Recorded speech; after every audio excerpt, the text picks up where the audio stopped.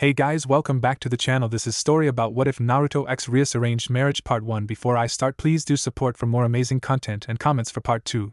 Do consider to subscribe my channel and share my video to your friends and check out the description as well. Let's start the video.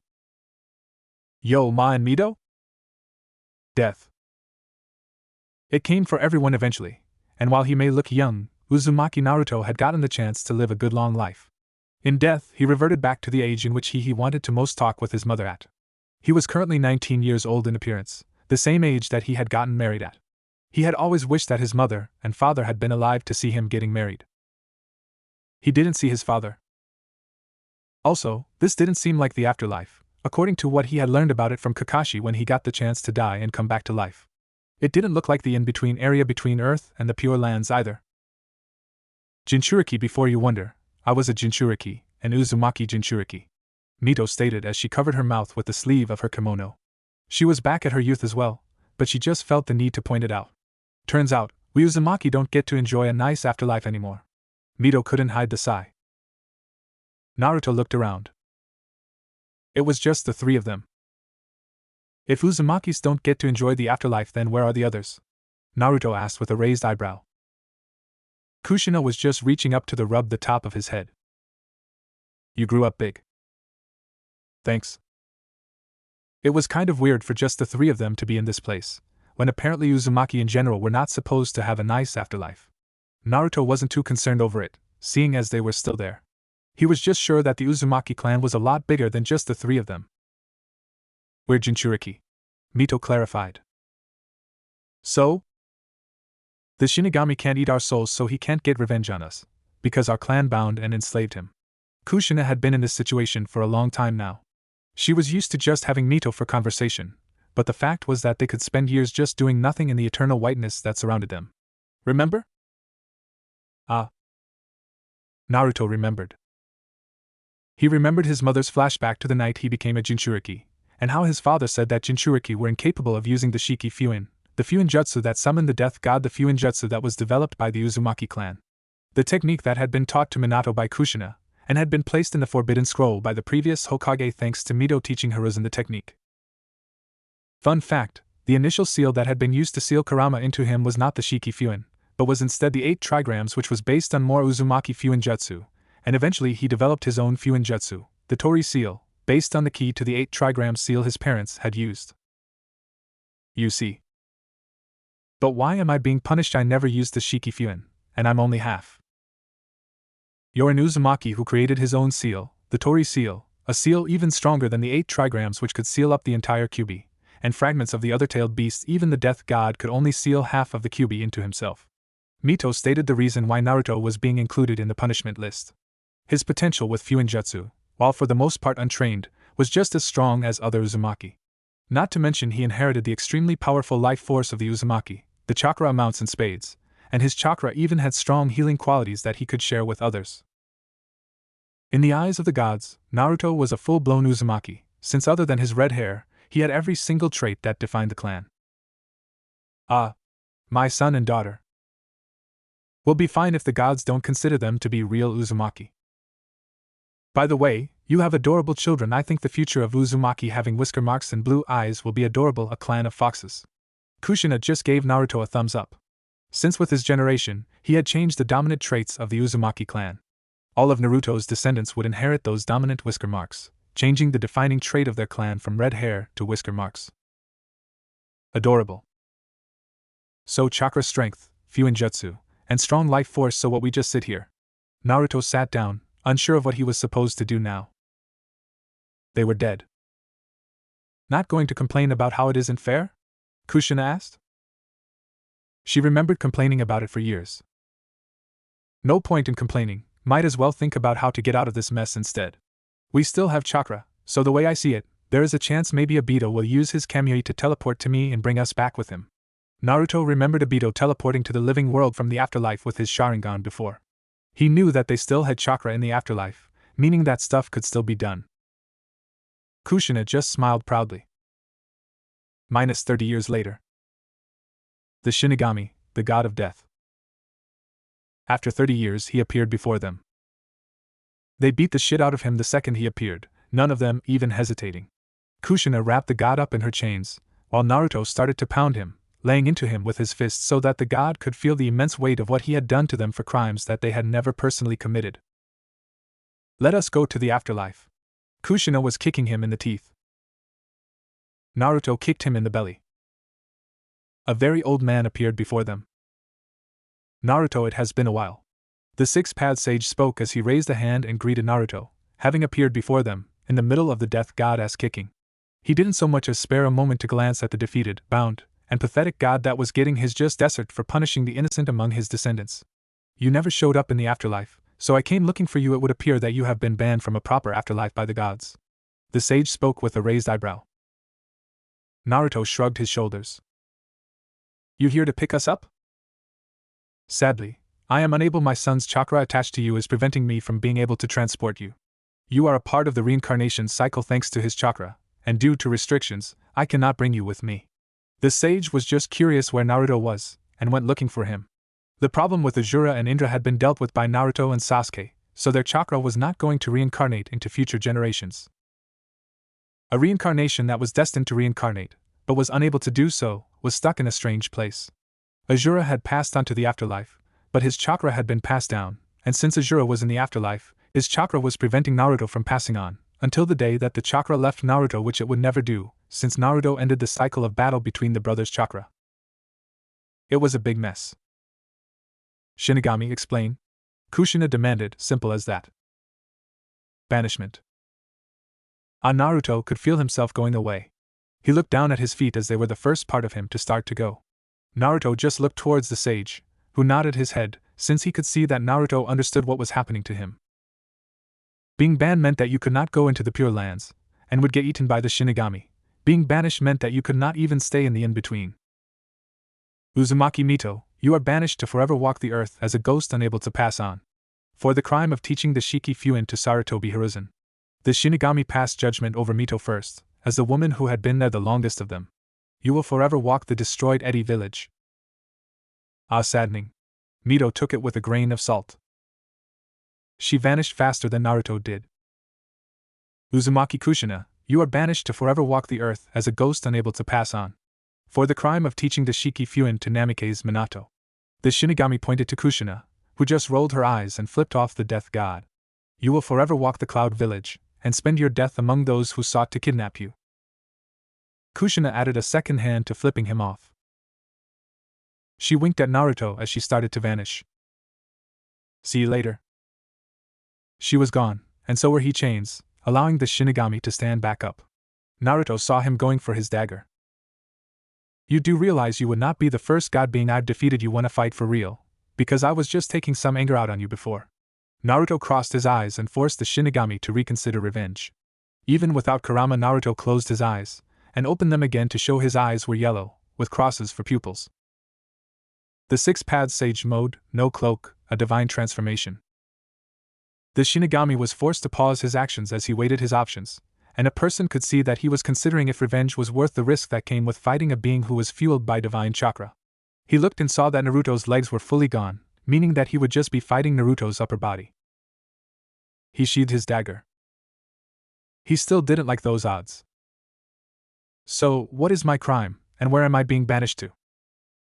Uzumaki Naruto, you are banished to forever walk a foreign land as a ghost unable to pass on.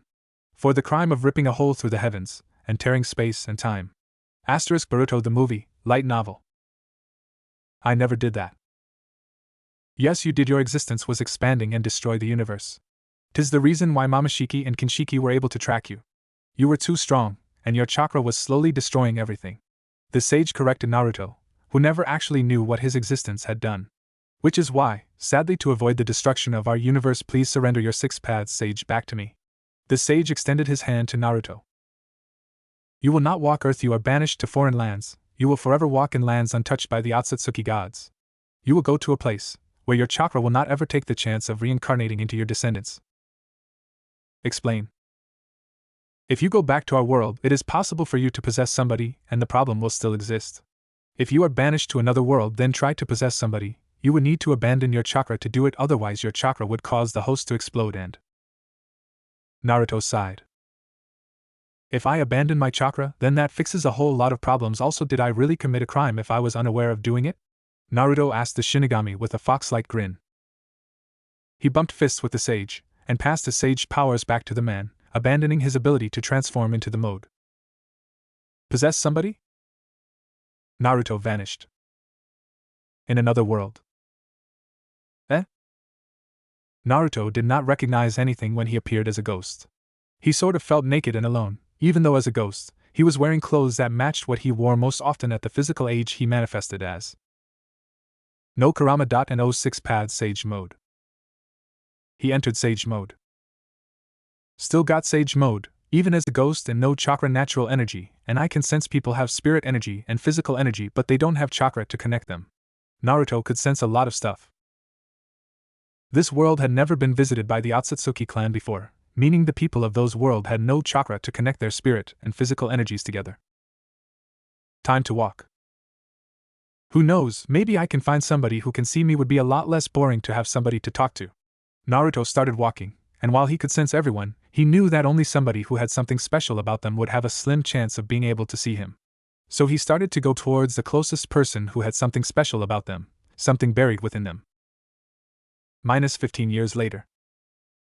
This one couldn't see me either. Bummer. Naruto was standing in front of a boy, who just passed right through him. He crossed this person off of his list, and started to walk in the direction of the next person with a special trait. Eventually, he hoped he would find somebody that he could have a conversation with. By this point, he was sure his daughter and son were both dead, so he mentally prayed that the two of them got to enjoy a normal afterlife with Hinata. Well, till death do they part. Now to find a friend in this world. 99% of humans could not see him. So simple solution. Naruto started to seek out non-humans, but most non-humans lacked the ability to comprehend him. They could see him in the most shallow of ways possible, being unable to see him for what he was due to their lack of a human nature. That narrowed things down to the 1% of humans that could see him, and the mixed breed children between the supernatural and humans. Hi. Oh good, you could actually see me. I thought you were just a weird girl for a second. Naruto sighed in relief as he sat down in a chair. The chair didn't so much as budge or show he was sitting in it, but a small girl had jumped back in shock when he phased through the floor of her room. She was beautiful, like a doll. Pale blonde hair, with red eyes, and pointed ears with small fangs showing. She had a thin body with delicate features, but he could tell that she had above average magical reserves, much higher than a human of this world naturally had. She also had the special trait that he sensed from some humans, showing that she was a half-breed. He had never seen a non-human with this special trait before. I'm a boy. Wow, this is like the second or third time I've made this mistake. Naruto looked at the boy more closely, and saw that he was wearing clothes that could belong to either gender. He leaned forward, before he shrugged his shoulders. So want to be friends? You seem lonely, and I'm a wandering ghost. I've been wandering this world looking for somebody who could see me for about 40 years now. He guessed 40 years, maybe it had been longer, or shorter. He never slept. A friend? You want to be my friend, but I'm a weirdo and a vampire, but I'm worthless, and weak, and I can't control my sacred gear. The boy was pushing his fingers together and looking away from Naruto. Deja vu. I have no clue what a vampire is, or a sacred gear, and I don't care if you're worthless or weak, and I'm a bit of a weirdo myself. Naruto saw no reason to be driven off by such shallow reasons for denying friendship. Well, the weirdo thing could be a good reason for some, but all kids were a little weird. You're weird? Yeah, actually, I'm not just a ghost, I'm an alien ghost from another dimension, who was banished by my world Shinigami, because I came from the family who enslaved him, and I was too powerful. I'm a super freak. What? So, tell me about yourself. Naruto didn't repeat himself, even though the boy seemed to not know how to respond to that. Naruto hummed to himself as he patiently waited for the boy to begin his introduction. How old are you? I'm Gasper. You're scary, I'm sorry. The boy surprised Naruto by running away from him, but Naruto noticed that the fire in the fireplace had stopped. Naruto raised an eyebrow, and he saw the clock in the room had stopped as well. Time-stopping powers. You know, I exist outside of the flow of time, so I don't know how you are doing this, but it won't work.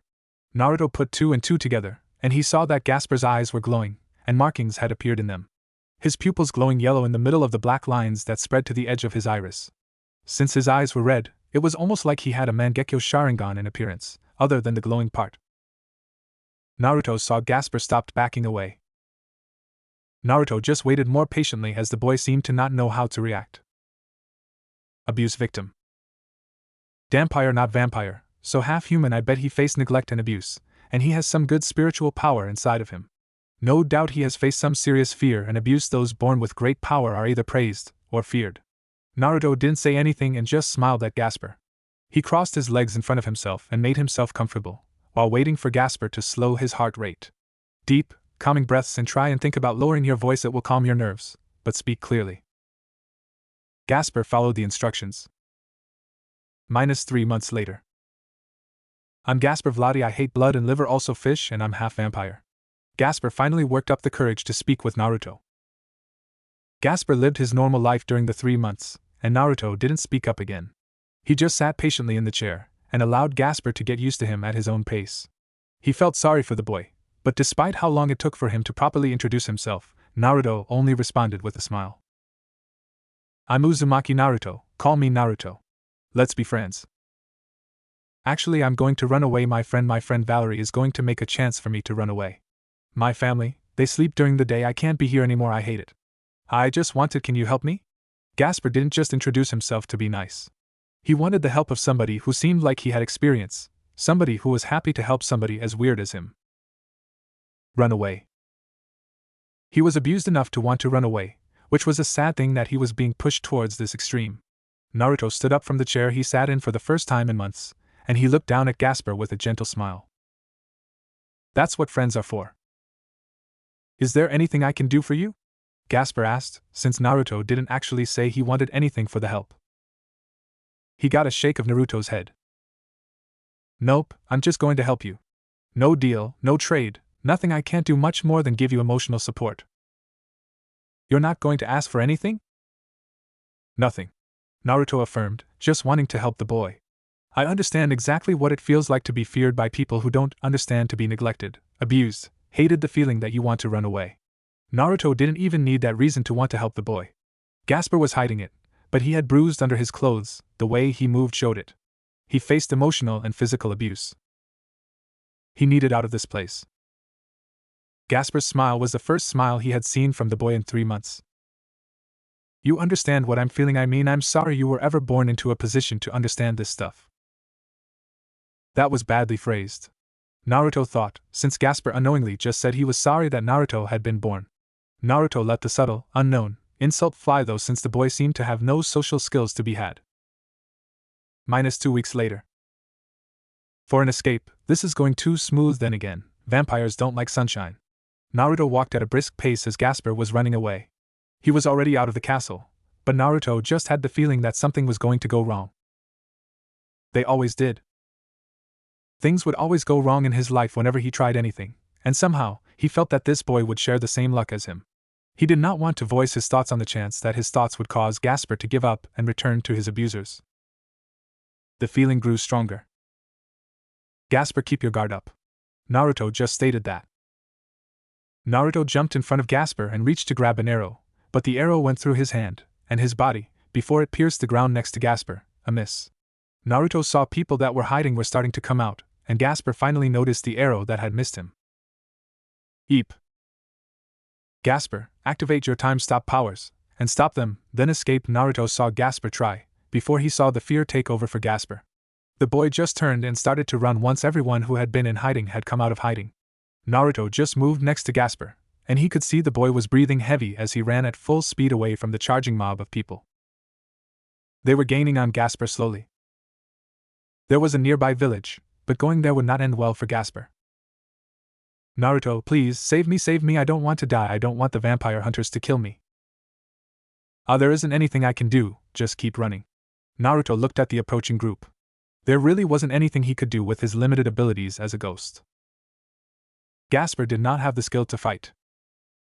Even if Naruto coached him right now, Gasper was not skilled enough to actually be able to follow his instructions in the middle of high-stress, life-or-death combat. It was a simple fact of the matter that Gasper was not going to be able to survive. Gasper was going to die. A spear pierced Gasper's body moments later, and he rolled onto the ground. Blood was already coming out of his mouth, but his strong vampire life force was keeping him alive when he suffered a usually instantly fatal blow.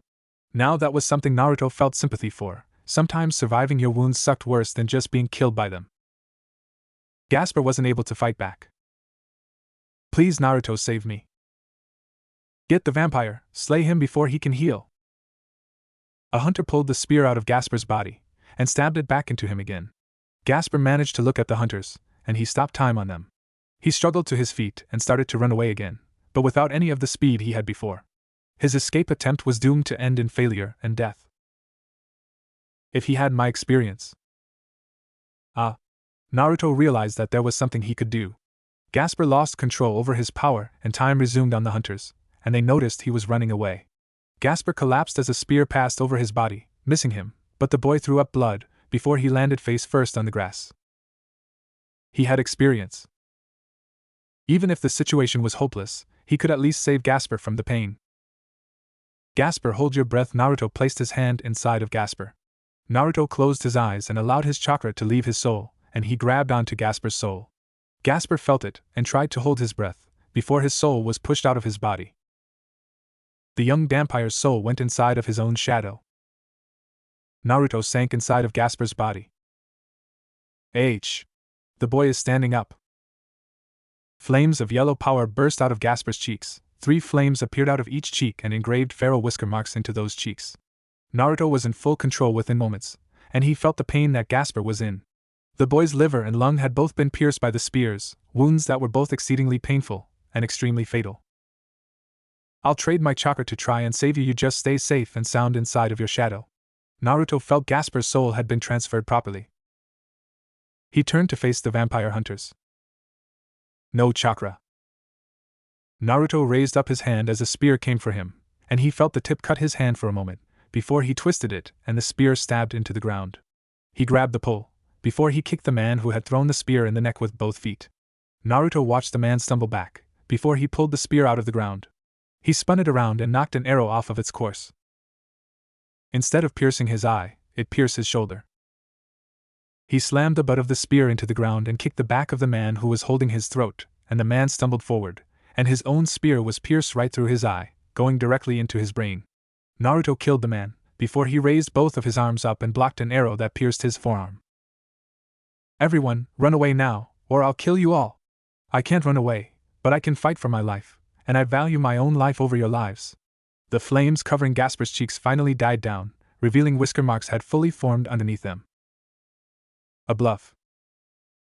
You killed my husband, you demon child. The group got their fighting courage back, and started to charge towards Naruto. Naruto. Stay safe in there, Gasper, I've got this. Naruto lowered his stance, and grabbed the back of the dead man's shirt. With a flip, he flipped the man over and used his body as a shield to block several arrows from the ranged support. He pushed the body forward and into the first man that would have attacked him. This is going to be tough though, Naruto thought as he ducked a sword slash to the face. These people were playing for keeps. Naruto grabbed the man's arm and sank his teeth into his forearm, biting him hard enough to drop his sword to the ground. The man roared in pain and punched Naruto, or at least made the attempt, but Naruto rolled across the ground and collected the sword. The man reacted to try and get away, but Naruto took the handle with both hands. He turned and faced an archer, before he overhead flung the sword. The archer took the sword to the chest, leaving the swordsman hunter shocked. This isn't a one-on-one battle, don't just assume I'm going to attack you first, Naruto thought as he took the man's surprise as a chance.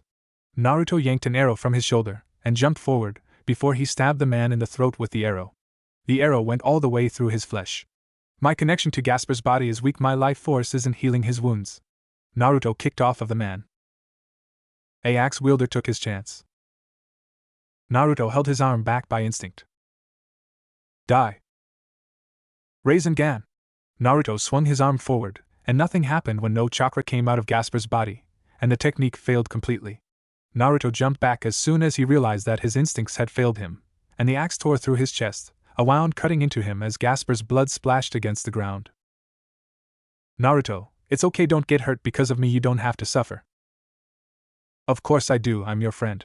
Naruto grabbed the wound and squeezed it as the axe wielder stepped forward and prepared for a second swing. Naruto saw a few more hunters were joining the fray. Naruto stepped forward and tackled the axe wielder in the stomach, too close for him to attack with his axe. He knocked the man off balance and onto his back, before he saw another sword wielder swinging at him. He kicked one of the man's feet, knocking him to his knee and causing his sword to go flying out of his hand.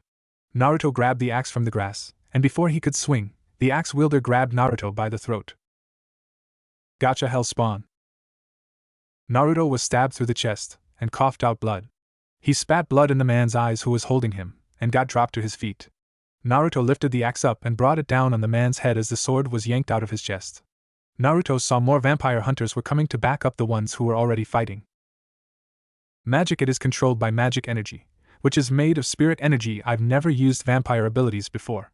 Still, I can feel Gasper's magic power in his body. Instead of treating it like chakra, Naruto turned his head and pulled on Gasper's magic reserves.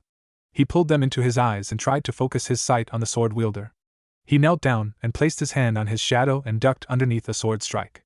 Come on, come on, come on, come on, come on. Come on! Naruto's eyes changed as the black markings spread across the red, and his pupils glowed yellow. The man froze in time before he could take another swing, and Naruto grabbed the axe from its dead wielder and slashed the man's throat out. He changed targets and looked at the ground of approaching hunters, freezing them in time as the man he stopped looking at resumed his place in time. He collapsed, grabbing his throat. The blood loss started to get to Naruto, and his vision blurred for a moment, allowing the crowd to resume their assault. Naruto picked the sword up from the ground. Naruto, please, you just met me, you don't have to do this. Yes, I do, because I protect my friends till the end. Even if I fail to save your life, at least I can protect you from the pain. Naruto dropped to his knees, before taking a deep breath. He coughed out the blood in his lungs, before standing back up. Gasper could watch from his place in his shadow. Stop getting hurt for me. I promise to help you, and I never go back on my word. I never give up, and I never go back on my word, because that is how I've always lived my life. Naruto roared as he summoned all of the strength in the body he possessed and charged into battle.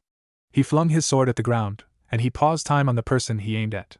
The sword sank into his flesh and Naruto felt a bullet pierce through his belly, and the man resumed time as a sword went through his head and killed him. Naruto felt 2 more bullets pierce him. He grinned. The demon is grinning, stake his heart. I'm starting to get used to this body. Naruto was losing strength, but he could move his body better than before. Small and weak didn't matter to him as he dodged 3 sword slashes by walking backwards, and he hid behind the grown men and out of the line of sight of the gunner. He pulled the spear out of the first corpse and leaned backwards to dodge a swipe. The sword stabbed the spear and got stuck when Naruto froze time on it, before the man let go of his sword. Naruto grabbed his sword and lost control over the time-stopping eyes, before he ran the man through with the sword. He pushed deeper when the man took out 2 daggers and stabbed them into his back. Ruh! Naruto roared and pushed forward. He stabbed the gunner while pushing forward, impaling 2 people on the sword, before he fell to his face on the ground, the 2 corpses falling onto their side, connected by the sword. Gasper just watched in horror, but something else was growing inside of him. He watched his body doing amazing things. Naruto stood back up. How can you still stand? Because I'm protecting my friend. Naruto yanked the daggers from his body and wielded both of them. He threw one of them, and then he threw the second one. A woman dodged the first dagger, but as she dodged, the second dagger got her by surprise, hiding in the shadow of the first. Naruto looked at a rope tossed and wrapped around his neck, before it was pulled tight. He yanked the sword out of the corpses and cut the rope as he was yanked off of his feet. He rolled to his feet and faced down the last hunter. How are you still alive? You've been fatally wounded so much not even a vampire can survive this much. Hey, it's just a scratch. This is nothing compared to when my best friend fisted me. Naruto realized how that sounded. Shoved his fist into me when he stabbed me with his lightning fist through the chest. Naruto made the final correction so that what he said didn't sound sexual. Naruto's arms dropped to his sides. He lost the ability to move them, and he was standing on pure willpower. The last hunter dropped his weapon out of fear when Naruto gave him a larger grin, and lowered his body into a more firm attacking stance.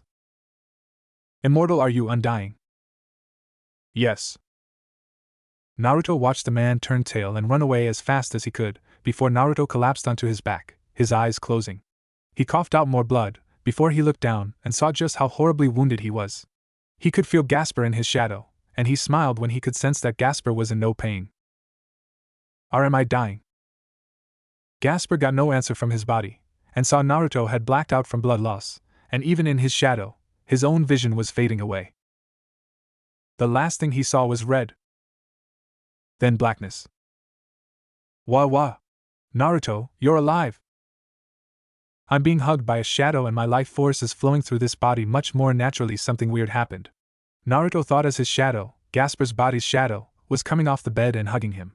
The shadow had red eyes, which was weird by itself, but the fact that Naruto was alive inside of Gasper's body, with full control of it, was another matter completely. In all honesty, he should be dead, Gasper, that is. He had been a ghost, so even if Gasper's body had died, he would just still be dead. Now his spirit was firmly planted inside of Gasper's body, and Gasper seemed to care less about that, and more about the fact he was okay. Naruto just rubbed the top of Gasper's shadowy head to comfort him. Yeah, I'm alive.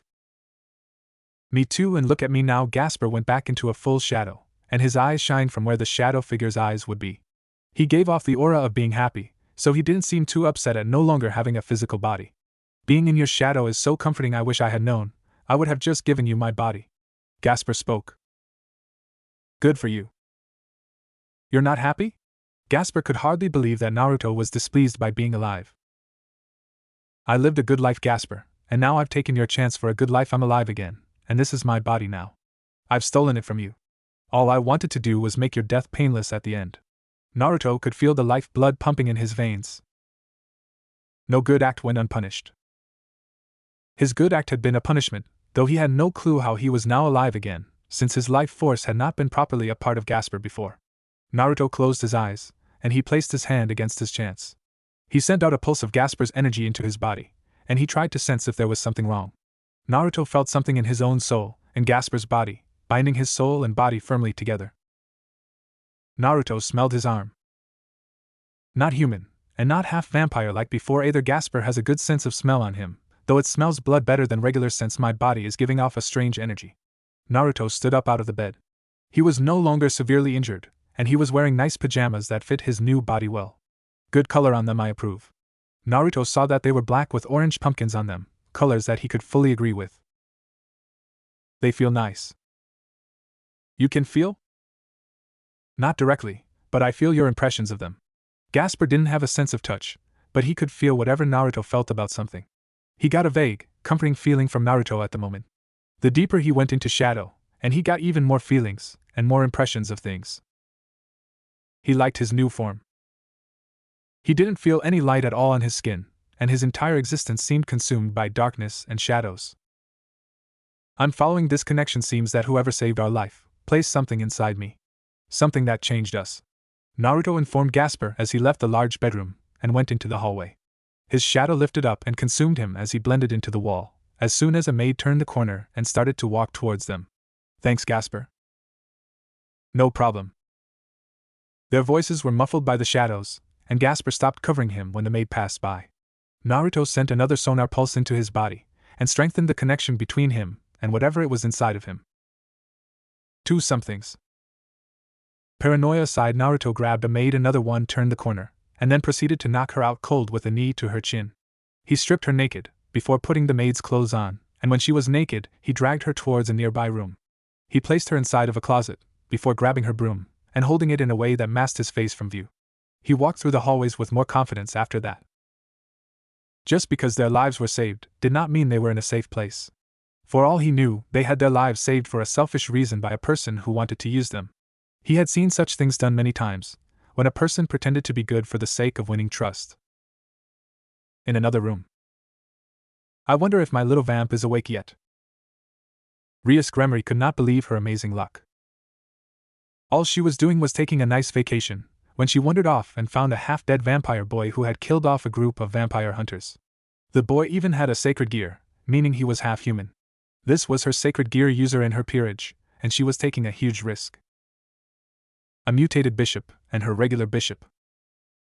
She had used both her mutated and regular bishop pieces to revive the boy from the brink of death, meaning that his potential had to be absolutely insane. He was young, and he didn't seem like all that much of a man, but the fact that he killed a group of vampire hunters, during daylight, meant he was not just a vampire, but he was a daywalker. He had vampire powers, a sacred gear, and his vampire weaknesses were severely reduced, and he already had some ability. The door to her room opened, and a maid walked in. In her mirror, Rias could see the broom the maid was holding was covering her face. If you want to clean, I'll be out when I finish. Rias stopped talking when she looked in her mirror and saw a knife was pointed at her neck, and the broom dropped, so that she could see the maid was actually the boy that she saved. She smiled when she looked into the boy's eyes and saw a lack of genuine malice in them. She smiled and raised her hands up in surrender. She did not sense the intent to kill either, so she was pretty sure that she was safe. What are you? Who are you? And why is there something binding my soul to this body? I'm a devil, Rias Gremory, and I saved you, but to do it, I needed to revive you as a devil binding your soul to odd way to phrase it. Rias was very calm as the knife moved away from her throat. Why am I alive would have been the normal way to phrase that. No, it really isn't when you revive this body, I was controlling it. The soul that actually belongs in here isn't here. Gasper, tell her you want your body back. Naruto stated to Gasper as he tapped on his shadow with his foot. Rias raised an eyebrow. What? But I don't want that body back. I feel so much happier, and safer, and more comfortable in your shadow. It's all dark and cool in here, and I won't have to suffer anymore, so you keep it. Gasper's shadow body leaned up, and Rias' eyebrows shot above her hairline in shock when she heard a voice come from the shadow, and the shadow's glowing eyes. Not to mention the shadow was taking a physical-ish form in front of her, with clearly a different personality controlling it. Naruto palmed his face. Gasper, you were supposed to demand your body back. Not my body anymore, and I don't want it back. I feel nice inside of you, and this is where I want to stay. Well, this is awkward. Names is Naruto Uzumaki, and the previous owner of this body is in my shadow. His name is Gasper Vladi. Naruto took the knife away from Rias with a sigh, and threw it at the wall, sticking it into it. Naruto ripped the maid clothes off of his body. A disguise was clearly no longer needed. Since you're not evil, and we're clearly bound together now, what is our relationship? Naruto asked Rias with a raised eyebrow. Technically, master and servant. No. Kind of not optional. It is optional. I can always kill you and run away, but I'm not doing that. You said technically, meaning that your views and society's views are different, so if your devil society sees us as master and servant, how do you see our relationship? Naruto asked Rias, since he had no intentions of having any relationship with her at all if she didn't give him a good answer. He didn't care if she saved his life. He would owe no life debt to somebody who saved him for selfish reasons. Rias put a finger to her lip. Well, it depends. I see my cute servants as family. Brothers, sisters, the like. I want to pamper and spoil you, and discipline you if you act out. I love my servants, and that includes you now. Rias explained rather simply. Naruto sat down on her bed. There was not tension between them. You're lucky. I can tell you're an honest person. If I were some distrusting, I would suspect you of being a manipulative bitch, who only saved me to manipulate me. Naruto stated with a sigh. Luck. He could tell that it was pure luck that led to them meeting, nor did she have eyes of a person who was all that great at manipulating others indirectly.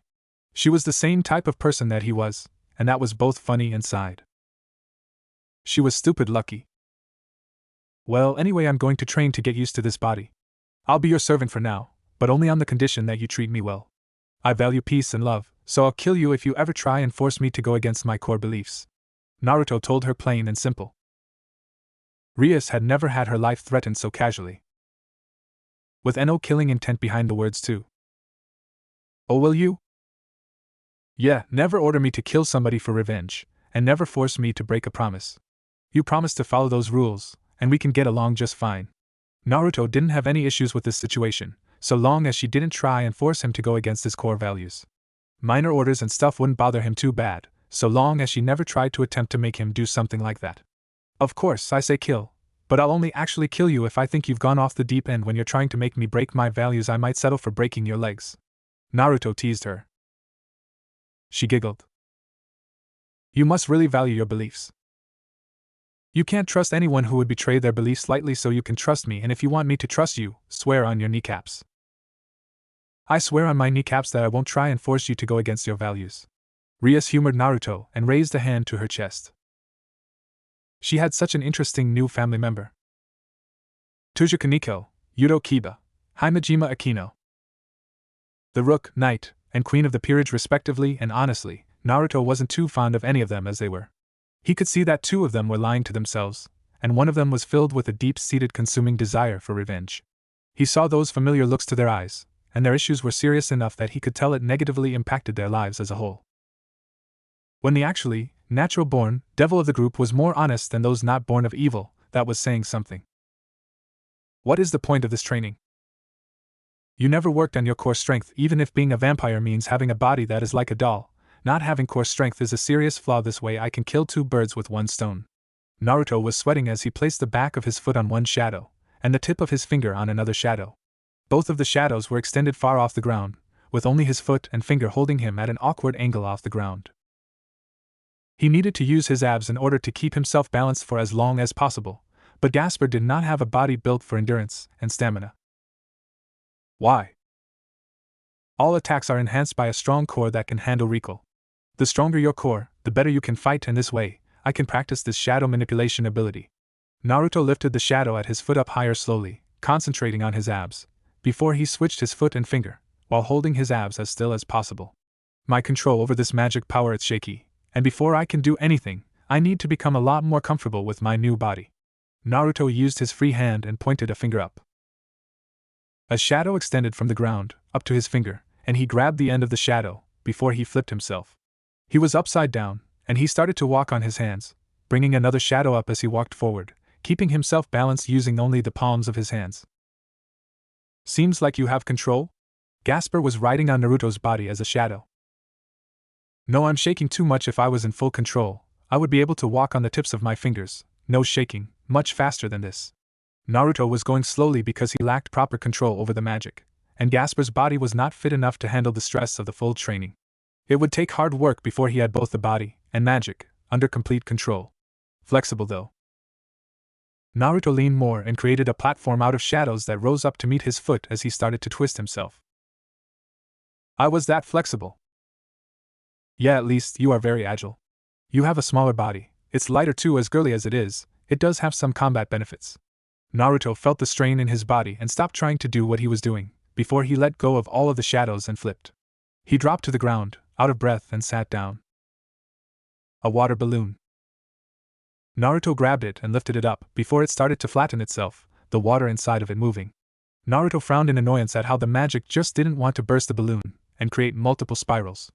Once he could complete the steps to recreate the Rasengan, he would know that he had gained a super high level of mastery over manipulating magic as an energy. He tossed the balloon and popped it. Rasengan. Pure chakra-shaped manipulation, and if he was right, since all it was pure energy manipulation, he would be able to recreate it with magic. Still, the control needed to perform even the first step of the Rasengan was a different level of challenge, since he was just getting used to this new energy. So are you done training? Not even close. I'll be done when I collapse. I'm getting the control about right, but not I need to increase the speed I can control shadows, and I still have enough strength to train these soft muscles. Naruto slapped his belly a few times. Gasper was just not built for muscles. Some people just did not have that in their genes. But bad genetics or not, he would at least increase the strength of the abs that Gasper could manage. Naruto placed his arms out, and shadows rose up from the ground and he grabbed onto them. He made them connect above him, before he flipped and hooked his knees on them like a bar.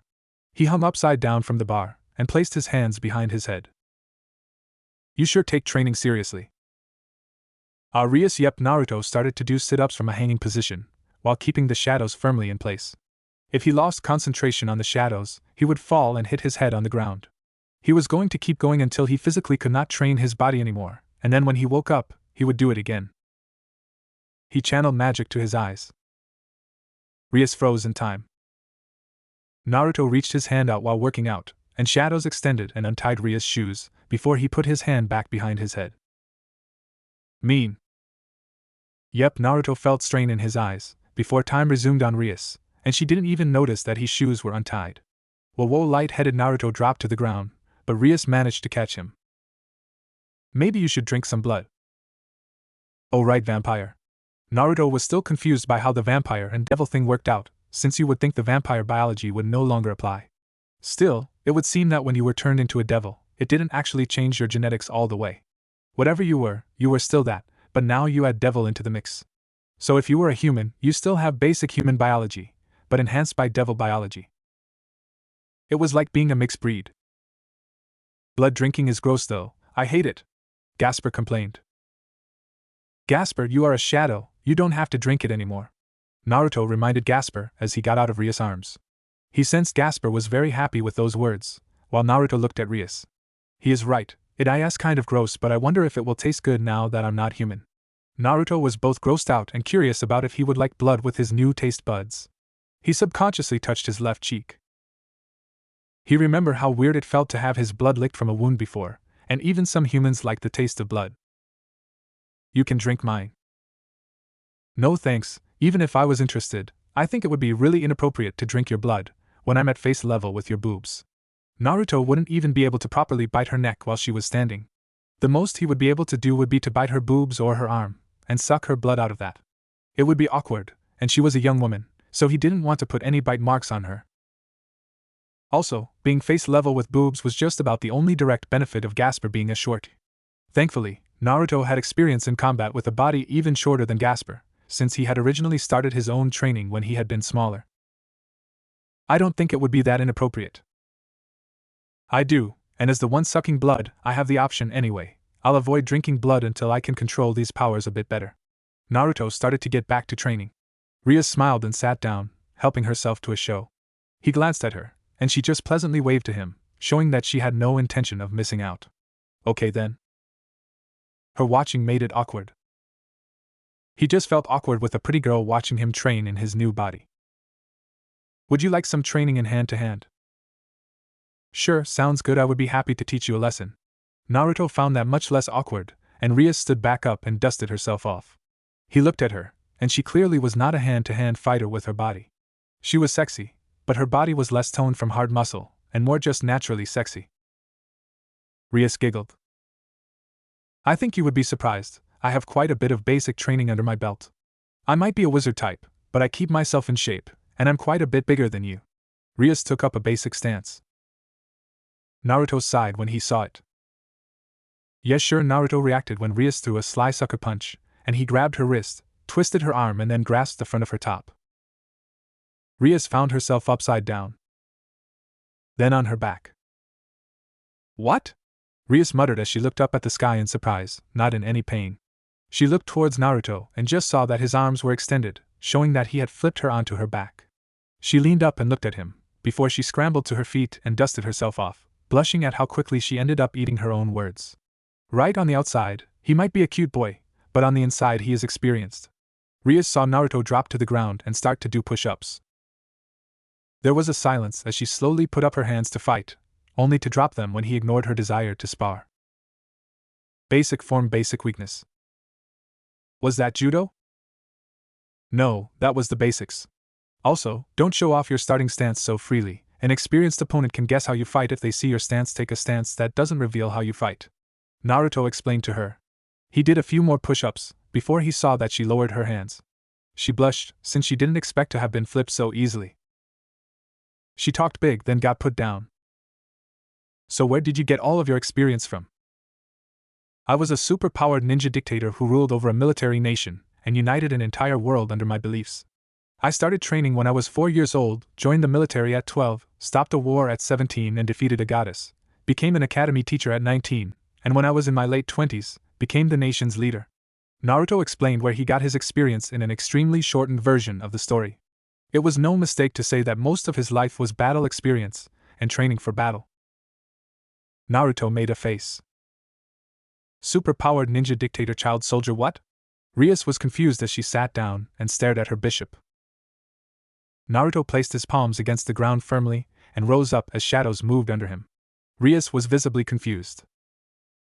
I mean, I wasn't the only child soldier, everyone was kind of expected to enlist.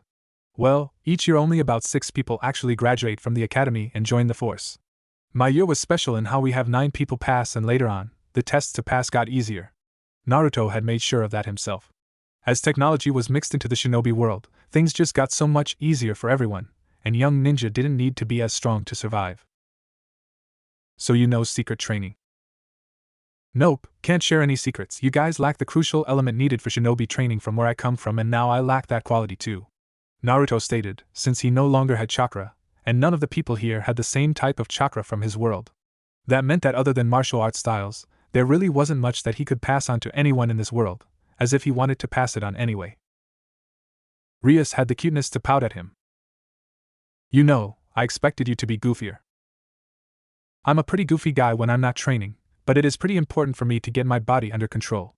I also need to see if my special life force will have any effect on this vampire, and devil biology. Naruto flipped to his feet. He opened his mouth and bit his hand. The wound healed within moments as shadows came out of the wound itself, and Naruto could sense that the fusion between his life force and Gasper's body had created a supercharged healing power, maybe even more enhanced with the devil biology enhancement. The vampire ability to become shadows, fused with strong Uzumaki life force, enhanced by devil biology, meant that it would seem he had a healing ability most likely on par or stronger than what he had previously.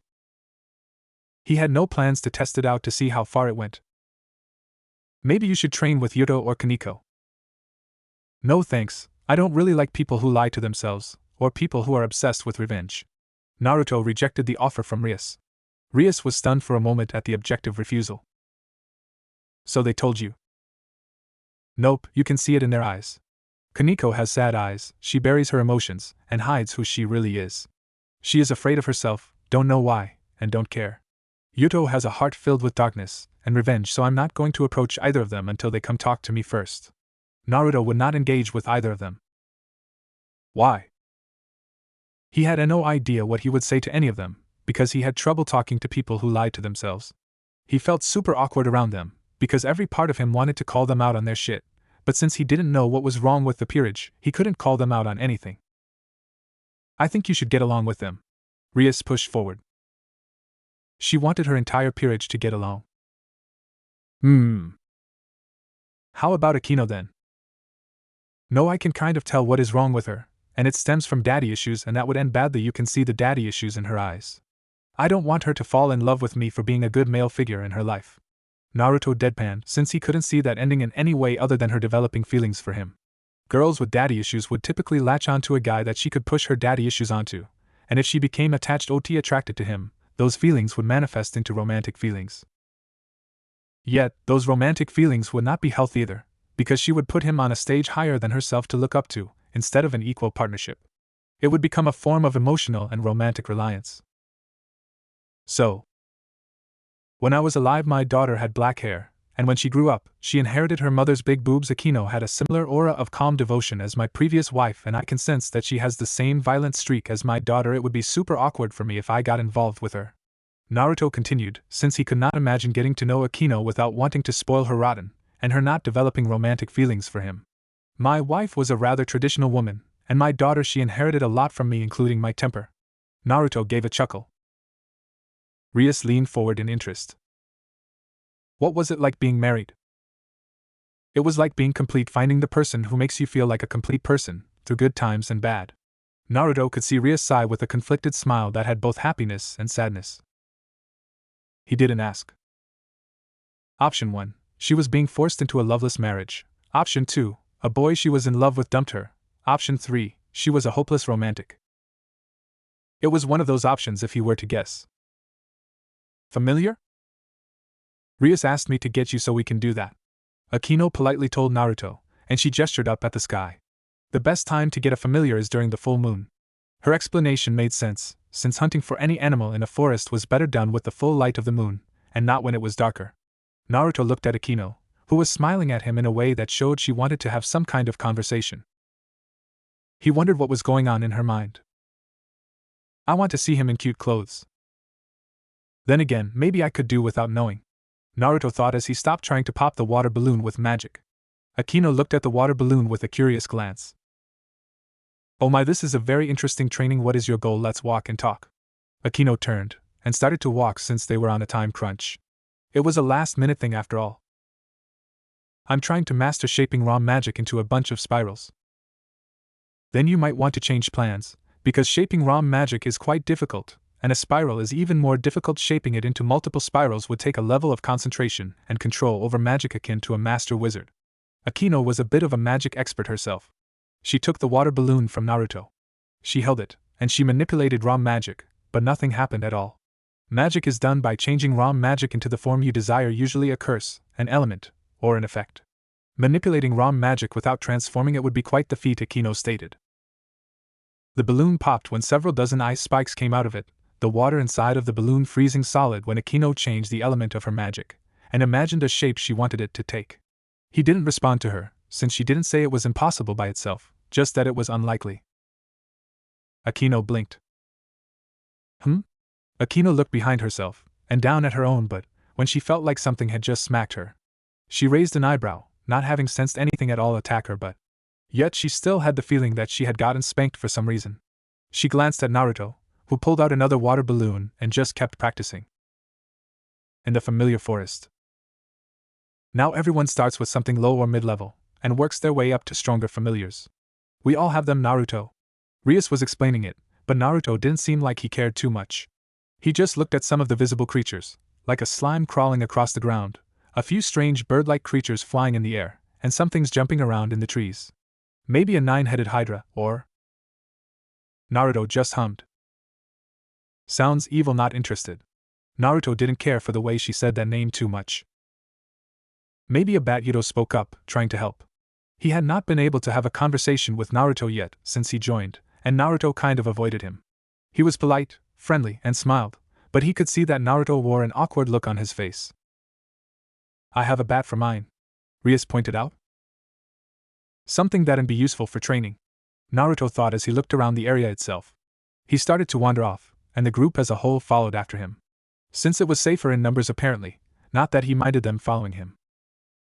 Hours later. Hurry up. Naruto poked a black slime with a stick a few times, and the thing just wiggled. He slapped it away when it tried to latch onto him. He could sense that people were starting to get frustrated with him, even the familiar master was visibly annoyed, while only Rias seemed to be happy with how seriously he was taking this. Most all of them apparently only took about an hour to find a familiar. He was pushing 4 hours. If it a slime familiar you seek, sorry, but they tend to be very meek. Naruto grabbed a chunk of slime off of the black slime and looked at how thick the fluid its body was made up of was. He tossed the slime back onto itself, before he stood up and wiped his hand on his pants. He then started walking again, since he didn't find what he wanted. Slimes seem about the right consistency, so a slime with a bit more thickness. Naruto had a desire. Other familiars seemed to be too focused on a specific ability, and thus could not be used for training very much. Naruto glanced at the group. They all froze in time, and Naruto walked over to them. He rose the shadows out from under them, and placed both of his hands together to form the shadows into a net. Slimes started to fall out of the trees, and the nets above the group caught the slimes. They were all green, and this was the 3rd time they had tried to ambush the group. He shoved his hand into the now super large slime, before he squeezed it. Taking his arm out, he used the shadows to fling the mass of slimes deeper into the forest. Time resumed on the group. Naruto, why are you looking at the slimes? Rias asked calmly, since they were weak familiars. Doesn't need to be a slime, just something that can help my training. Naruto left it at that as he continued on his walk through the forest. They came into a clearing. A large blue dragon. The entire group froze when they came face to face with the blue eyes of the dragon, who stared them down. Naruto just approached the dragon when he saw those eyes. Naruto, stop, that is Tiamat. Cool. Hey Tiamat, I'm Naruto. Have you seen a familiar that can? I will not be your familiar. I don't want you as a familiar. Naruto responded as soon as she finished interrupting him, the dragon having a female voice. He had no desire to have the dragon, since she didn't look like she would be too useful for what he wanted. Tiamat stopped laying down and raised her head, staring down at him, her eyes narrowed. You don't. I'm just not interested in you. Naruto confirmed for her. She had an icy cold aura about her as she leaned her head down and looked at him. He doesn't mean that. Rias rushed in and covered Naruto's mouth. I'm sure he would be honored to have you as a familiar, but he just wants something better for a beginner is all. Rias felt her hand get taken off of Naruto's mouth. No, and don't put words in my mouth. She just doesn't seem like she would be very useful in my training. Well, sorry to bother you, Tiamat, I'm going to keep looking for a familiar that way. Naruto apologized for taking up her time. He didn't mean to walk in on her taking a nap, so he continued to walk through the clearing. Boom. Tiamat slammed her foot into the ground in front of Naruto, and she stared down his lack of fear and overall lack of anger or any negative reaction to her blocking his path. I guess I could think about being your familiar, if you pass my test. No thanks, I don't want you as a familiar, wouldn't help my training. Naruto waved off her offer. The familiar master covered his mouth with his hand in shock when Tiamat actually made the offer, while the overpowering dragon aura caused most others to hesitate to react. Naruto bit his thumb and lifted up the sleeve of his arm. He started to write on his arm and the palm of his hand. Well, you don't have a choice now. I'm interested in you, so either you accept me as your familiar, or die for your disrespect. Tiamat threatened him as she blocked his path, and she looked at the strange symbols he was writing on his arm. She raised an eyebrow when Naruto unbuttoned his shirt and started to write on his stomach as soon as he finished with what he was writing on his arm. Naruto glanced up at her.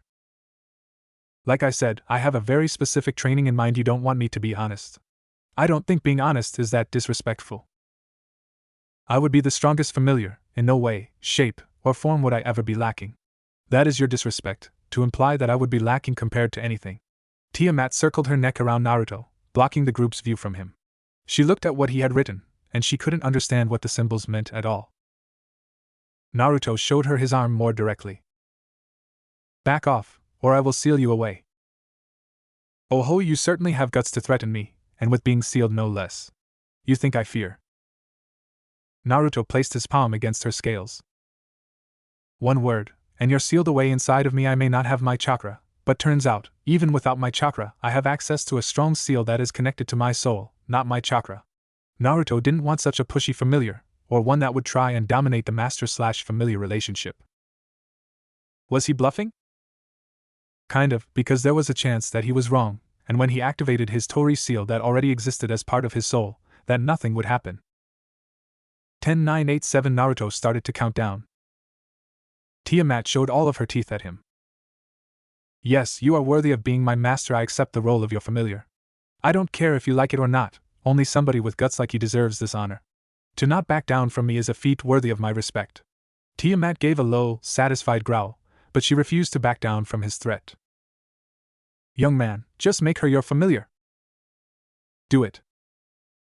Tiamat backed off of Naruto when he just continued his countdown, and she stepped to the side to allow the group to pass through. She could not tell if he were bluffing or not anymore when he ignored her offer, and decided that she didn't want to risk it. If he could seal her, and he had already finished the prep work for the seal, then it would be a bad idea for her to keep herself in a position to be sealed away. She looked down at him with a sense of respect, and her cool dragon aura lessened to the point everyone else could breathe normally again. Boy, for what purpose do you seek a familiar?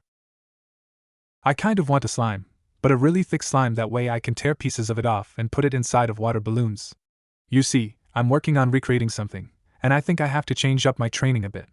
Water seems like a bad way to focus magic, but a magic energy absorbing slime would really help me visualize what I want. Naruto explained to Tiamat. Tiamat took a deep breath. You reject me, the strongest familiar only woman of the Dragon Kings, for a slime. A thick slime. Naruto corrected her, and she just looked at him with disbelief. What would it take for you to accept me as a familiar? Tiamat bargained with Naruto, while the group watched with various levels of growing shock. Tiamat was trying to bargain with Naruto. She had tried to test him, then she tried to threaten him, now she was trying to bargain for the right to become his familiar. Unless you can help me visualize raw magic better, then not really. I really want to improve my control over magic. Naruto had no use for a strong familiar. A strong familiar was a crutch that could prevent a person from getting stronger, by becoming reliant on the familiar instead of trying to grow stronger without it. Even more so a familiar that was so overly willing to help, and wasn't pushing back against him all that much. Very well, next we meet I will have attained a treasure to help you in your magic training. Tiamat promised as she flapped her wings, and took to the skies. Thanks. Next time, you will become my master. Weird dragon. Naruto pointed to the Tiamat as she flew off, looking back at the group as he said that. Naruto looked up, and he saw that the night was almost over anyway, which didn't leave him a lot of time. By the end of the night, Naruto had failed to find a familiar. School. Apparently, this world had a different and more age-based school standard for kids and teens to go to schools. Rias and Akino, who were almost 18, were third years. Yuto, who was 17, was a second year. Finally, a year younger than Yuto was Kaneko, who at 16 was a first year. Kaneko is very stated to be 15, that is a fan guess. Gaspar's body was 16, which Naruto did not know for a fact, but he suspected Gaspar was on the young side. It was highly disappointing to him to know that Gaspar was a middling teen and not a younger teen. That meant his body wouldn't grow nearly as much as he would like in the future, but he could deal with it. How did you get these high scores? Rias asked Naruto, since she only ever saw him train. He never studied or did anything but train, yet when she gave him a mock test to enter Konoha Academy with the rest of them, he not only aced all of the questions, but he did so very impressively. Mathematics, 100A Japanese, 100A Social Studies, 100A Science, 87B English, 76C. He had scored the primary subjects with scores that were better than her own. Despite how goofy he seemed he could be, his academic studies seemed to be above that of a teenager. I was literally a diplomatic military leader, and I led my country into greatest period of technological, social, and cultural growth. Naruto wasn't super book smart, but if it was just high school level stuff, then he wouldn't even struggle after all of the work he had to do when ruling a country. Science was a bit more of a problem once you got past the basics, but there were enough basics in the test that he was able to pass it without too much trouble. He picked up English when he walked around Europe, that was about it, and history was just something you needed. You should join me as a third year then. Nah, first year will work fine, less work to do, more time to train.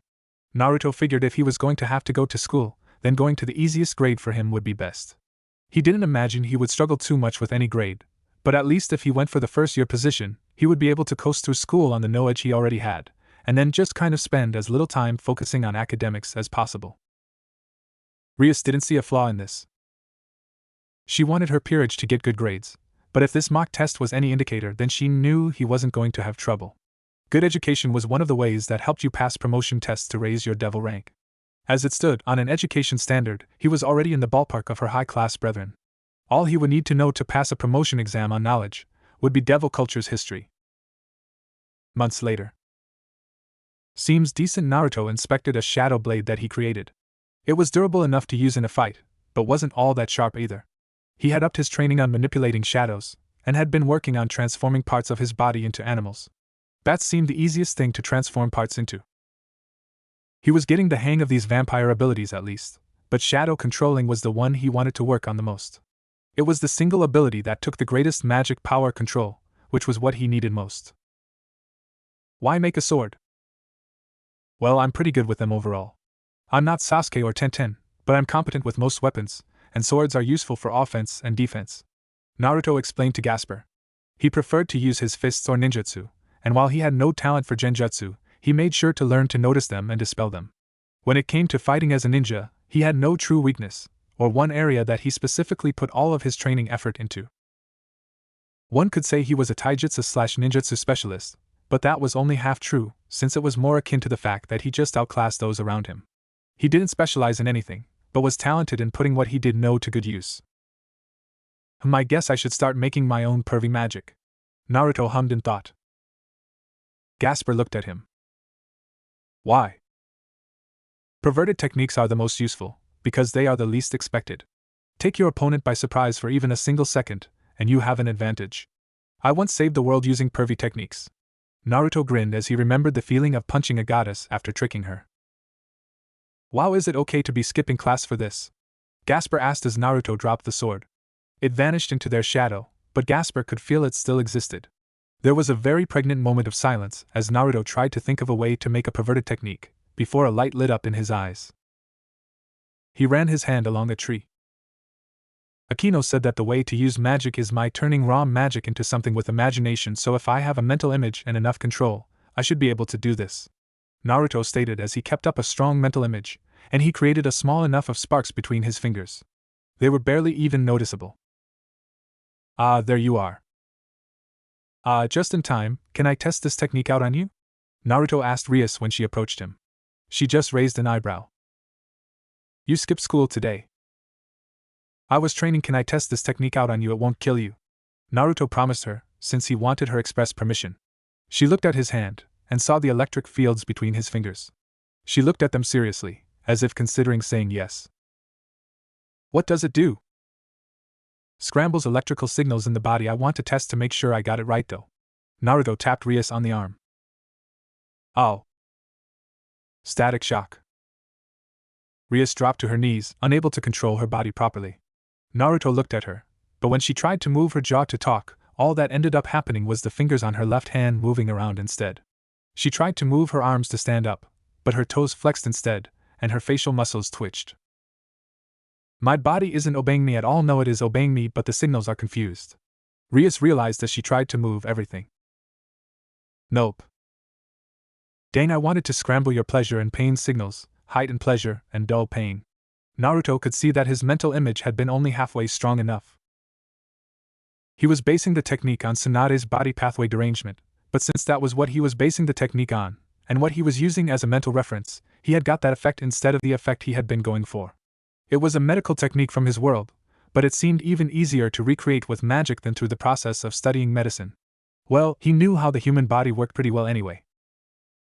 What happened to her? Gasper asked with concern.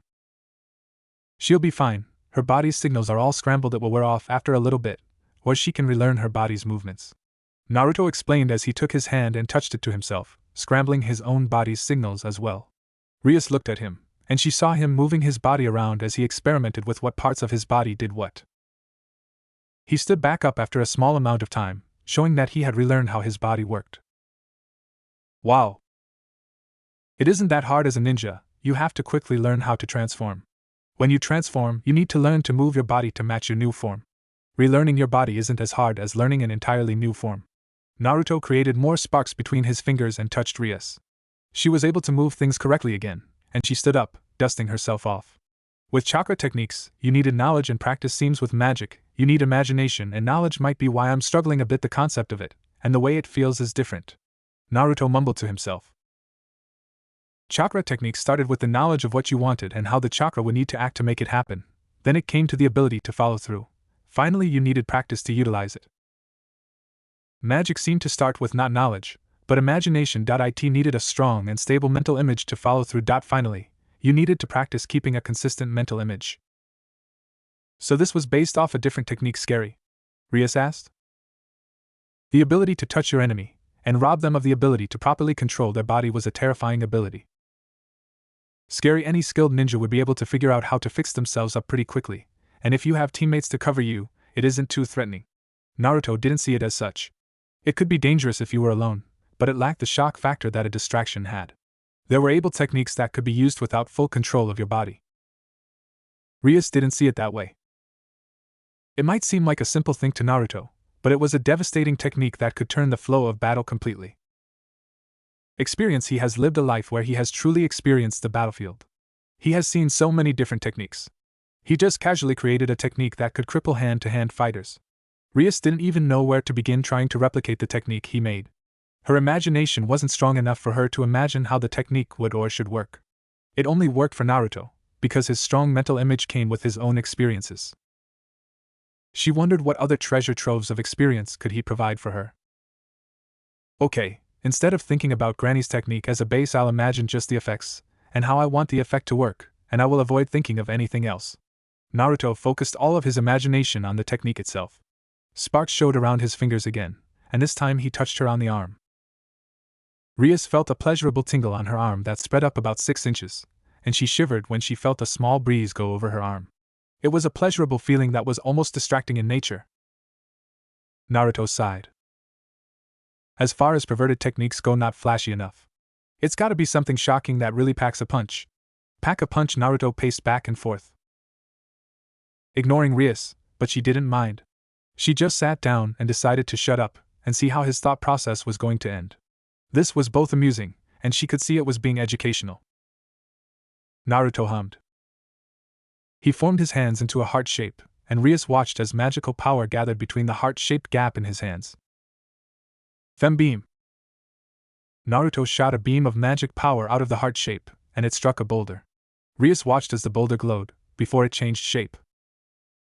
It became a boulder shaped like a beautiful, petite girl. Penis. Ha ha ha ha ha. Fembeam, like femboy. The idea struck me. Gasper looks like a girl, despite being a boy. Hey, we look like a girl. Exactly, which inspired this technique. Shoot somebody with this beam, turn them into a trap. Naruto spoke with Gasper and ignored Rias. Since the boulder was not a living object, it just took the shape. Rias palmed her face. That won't work well against a living thing. No, but it is a great scare tactic to distract them also. Look at this. I can bet you money that some degenerate would love to buy this boulder. Naruto looked at the boulder again. And spend a ton of money.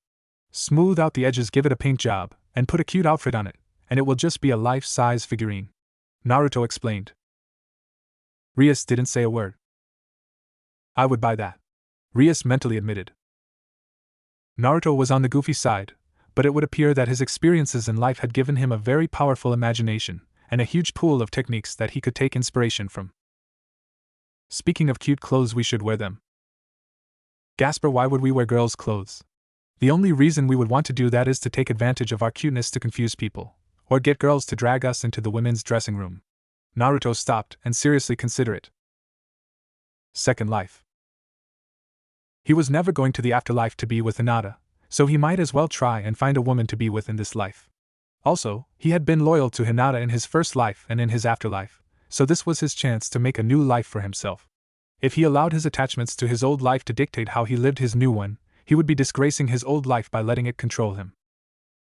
So, pros: we look cute, girls will adore us, we can prank people. Cons: dressing like a girl is a little weird, not very manly, and skirts don't go well with boxers. Panties are an option. Zip it, Rias, this is between me and Gasper. Naruto raised a hand to stop Rias from speaking in this private conversation. He sat down as Gasper's form came off the ground and sat in front of him. Rias had an extremely biased opinion. Rias loved cute stuff, so she was biased. "I want to see you wear cute clothes though," Gasper complained. "We look cute in cute clothes, and I'm in our shadow, at least give me something cute to look at." Gasper moved around and complained. Naruto hummed, and felt some guilt. He would consider that. He wanted to make Gasper happy too, after all. Nothing was more petty than a god scorned. The Shinigami had been scorned by the Uzumaki clan many times, and just because he got his revenge didn't mean that he was done getting revenge. Gods did not believe that any mortal should get away with just being punished. They needed to suffer. "Jinchuriki. Bring me the Jinchuriki. The Shinigami sends his regards, and has offered me my revenge." A giant creature that was unlike anything that had ever been seen by Devil Society before just one day appeared in the middle of the forest. Seraphal Leviathan looked at it with her eyes serious when she saw it standing in the ruined remains of a low-class devil village. Devils who were extra demons, not even a part of the 72 pillars, and she saw dozens of corpses piled up in the middle of the village. She was the first to arrive after getting an alert, a distress signal that suddenly vanished for no reason. The entire village was burning to the ground, and tears welled up at the edges of her eyes. A monster. It stood over 70 feet tall, and its body was black skeletal in appearance. It had the appearance of a headless monkey skeleton with black furred skin stretched over the bones, and large-featured bird wings. Its body was unnaturally, horrible thin for its size, and its mouth was located on its torso, opened wide to show the creature had no real internal organs, but large, horrible teeth that were designed for destruction. No eyes. Yet it looked towards her, turned its body to face her, and she closed her eyes to sense any magical power in the village. None. "I'm going to kill you." Seraphal took her wand, and she charged up a large amount of magical power. She swung it. The entire village froze solid, but to her shock, the monster dodged her attack even before she fired it. Where the village froze over, it floated up into the air as if it knew the exact range of her attack, and exactly when she was going to launch it. Pure magical power. Seraphal gathered her magic power in its purest form and raised her wand above her head, before she brought it down and launched a beam out of it. A beam so fast that it crossed the great distance between herself and the monster within a moment. It dodged. It just dodged her attack, and her attack went flying past it, and at a mountain range, blowing the entire mountain range up to smithereens. Seraphal stepped back in shock as it flew at her, and just as fast as her beam had crossed the distance, it too crossed the distance, and floated in the air above her. It flapped its wings and hurled a wave of sharpened feathers right at her, faster than she thought that something its size could possibly launch something. "Surzex, hurry up, or Ajuka, this thing, what the hell is it?" Seraphal created a wall of ice in front of her. A feather pierced the ice and came feet away from her head, with her eyes widening at the piercing power of the feathers. She looked to her left, and swung her arm out of instinct, abandoning her wand in favor of pure power. No holding back. Celsius cross trigger. An icy wasteland was what became the region around her as she activated her strongest technique, with such a wide radius that she had no doubt that it couldn't dodge her. Her icy wall expanded in size, and she covered a small county's worth of land in ice, with parts of her own body being covered in frost as well. Cold, but you missed. How did I miss? Seraphol watched as the monster floated down, having seemingly dodged every single pillar of ice that formed, and even the cold itself. Its breath was hot enough to be visible from even behind the large wall of ice between her and the monster. Seraphol summoned her wings and flew up above the wall. A red ball went flying at her the second her head was above the wall, and she flew to dodge it, before she saw the monster flew in front of her, waiting for her. The red ball hit a mountain when it missed her, and turned the mountain into a crater. What was this thing? It's fast and agile. This thing is way faster than anything its size should be, and how can it dodge everything I send at it? Seraphol placed both of her hands in front of herself.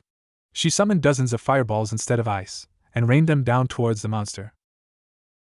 It flew, and its agility was unreal as it managed to fly between the fireballs, despite its size. She destroyed huge portions of ice and frozen forest, but she was unable to so much as scratch her agile enemy.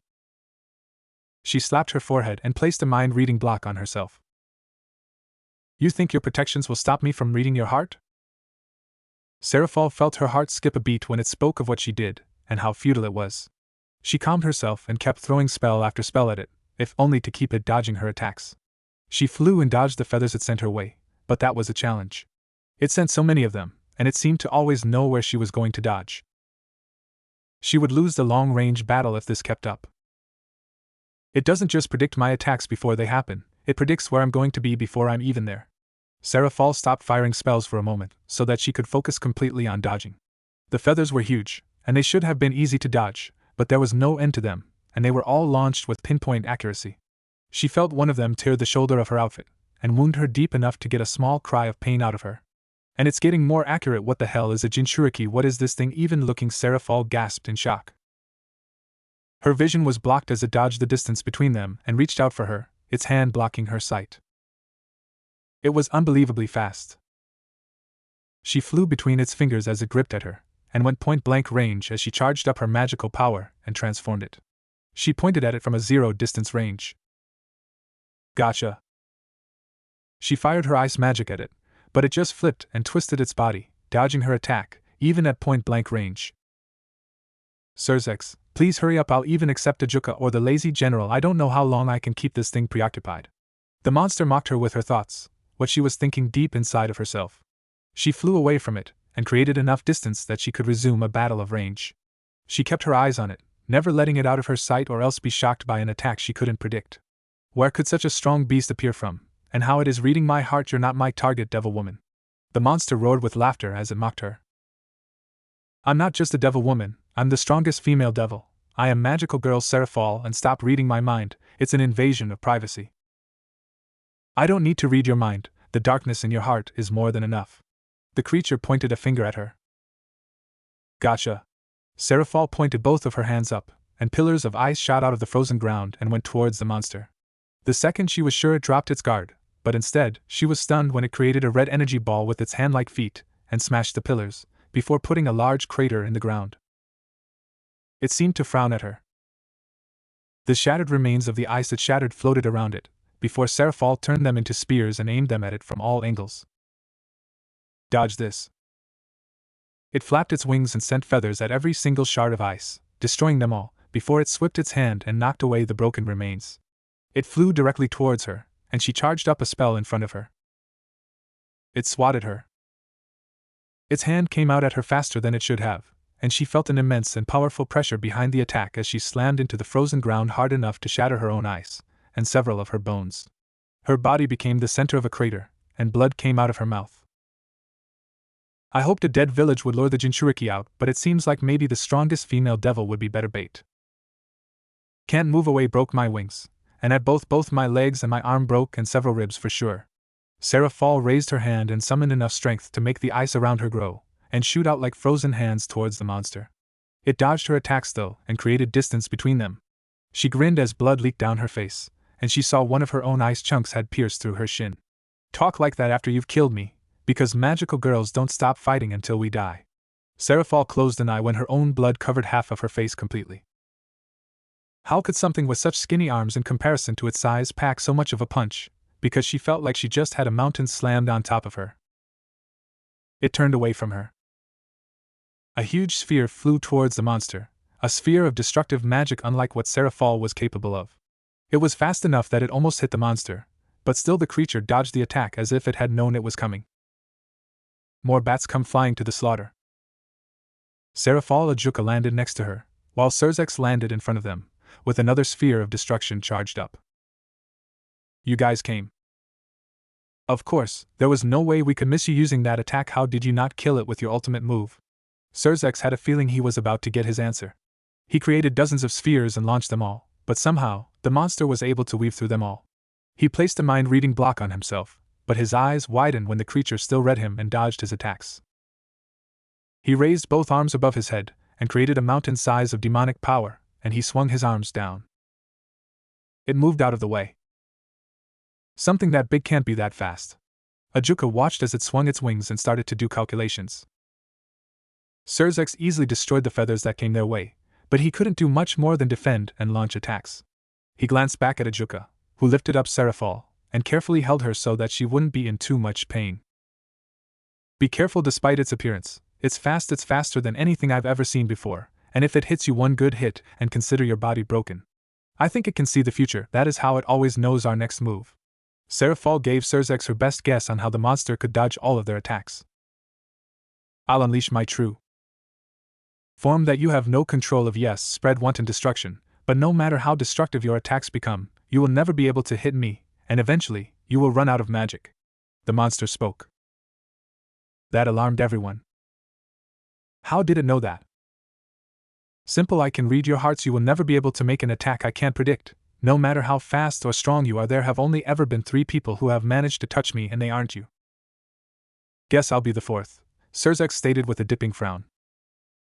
He's already dodged my fastest attack, and he dodged Seraphol's largest attack. Can I really hit him? Stop that. Surzex hated that the monster was getting that. The monster grinned. Go ahead, Ajuka, analyze me, but my power is a power that you can't even comprehend. My revenge against the Jinchuriki who defeated me once before, the Shinigami's revenge.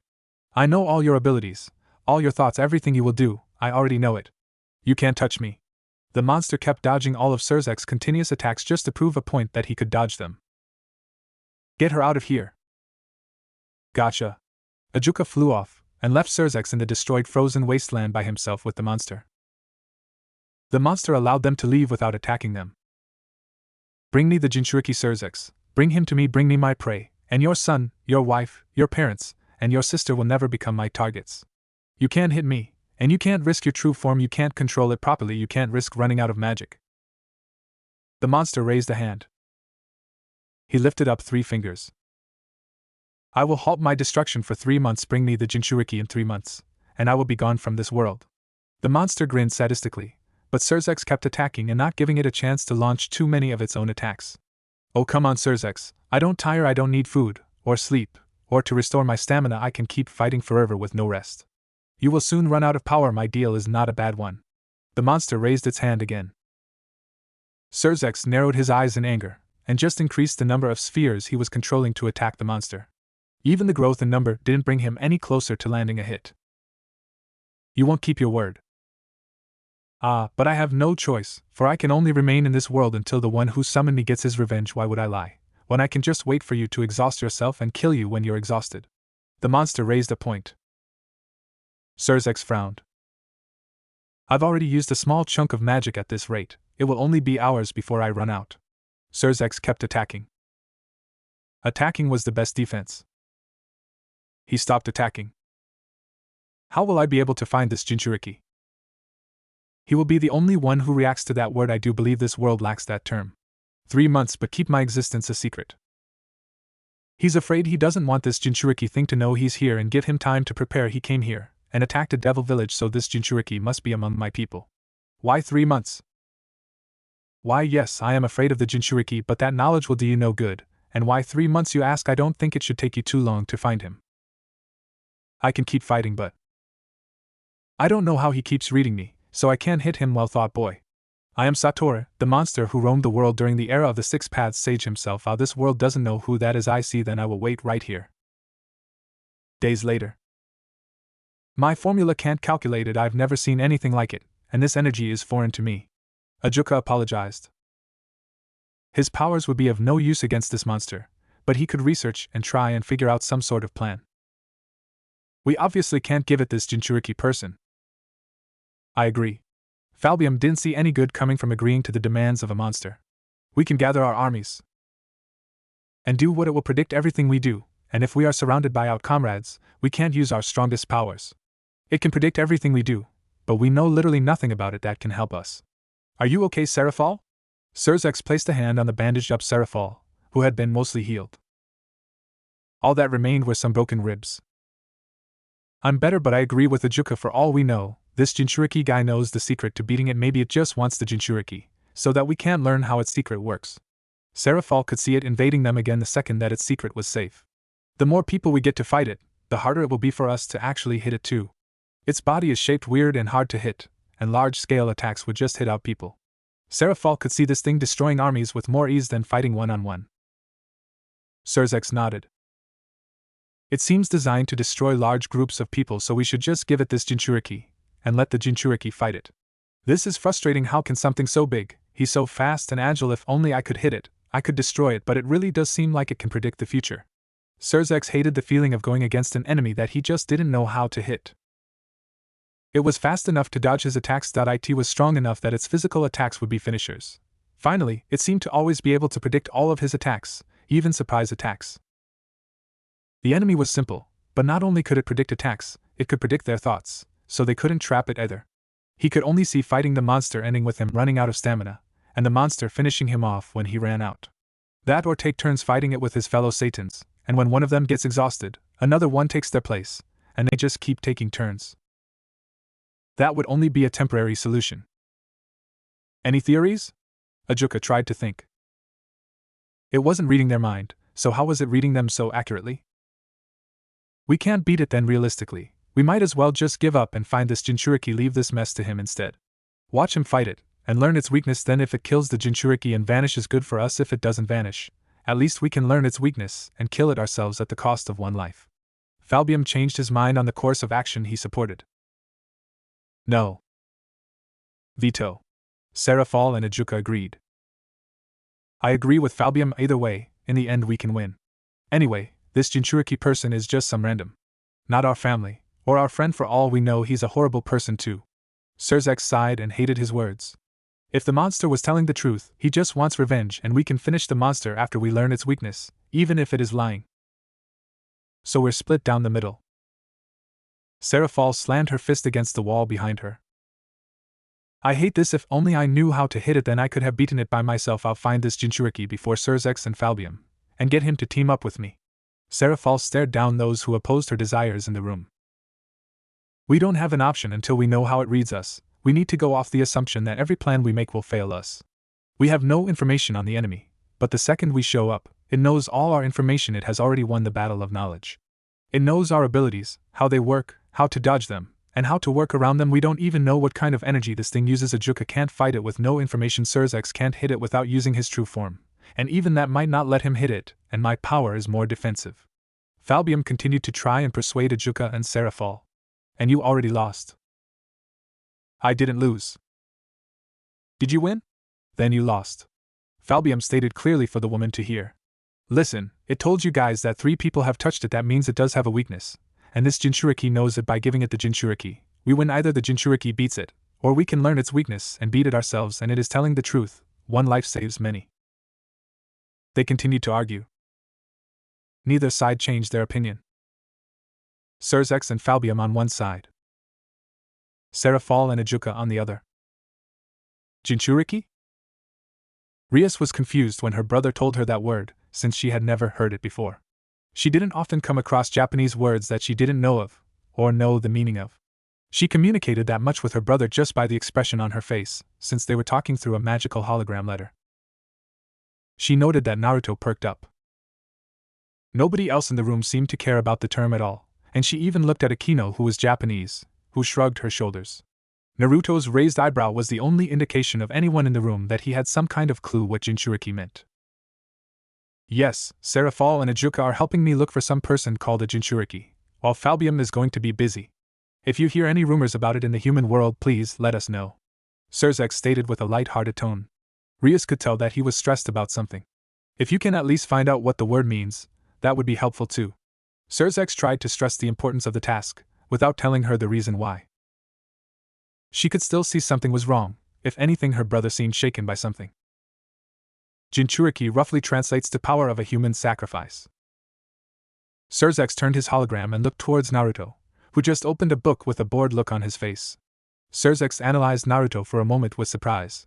He wasn't the only one, but Rias looked the least surprised by Naruto's knowledge of the subject. Naruto glanced towards Surzex, before he turned and laid on the couch with his back facing the hologram. Whoops. Naruto thought. He had to open his big mouth. Naruto, what is a Jinchuriki exactly? It's an extremely rude way to refer to somebody when you know their name. Whoever is looking for a Jinchuriki should refer to them by their name, and not Jinchuriki, if they want to meet them. Naruto frowned with his back to everyone, not feeling like revealing himself as the most likely person that they were after. We don't know their name, all we know is we have to find this Jinchuriki, and we have 3 months to do it. Surzex had now abandoned talking to his sister in favor of directing his conversation towards Naruto. Do you know where the Jinchuriki is? Surzex asked Naruto, who just glanced back at the man slowly.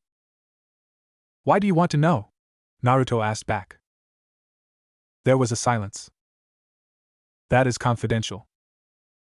So is his location. I'm not putting a dear friend in danger, without a very good reason.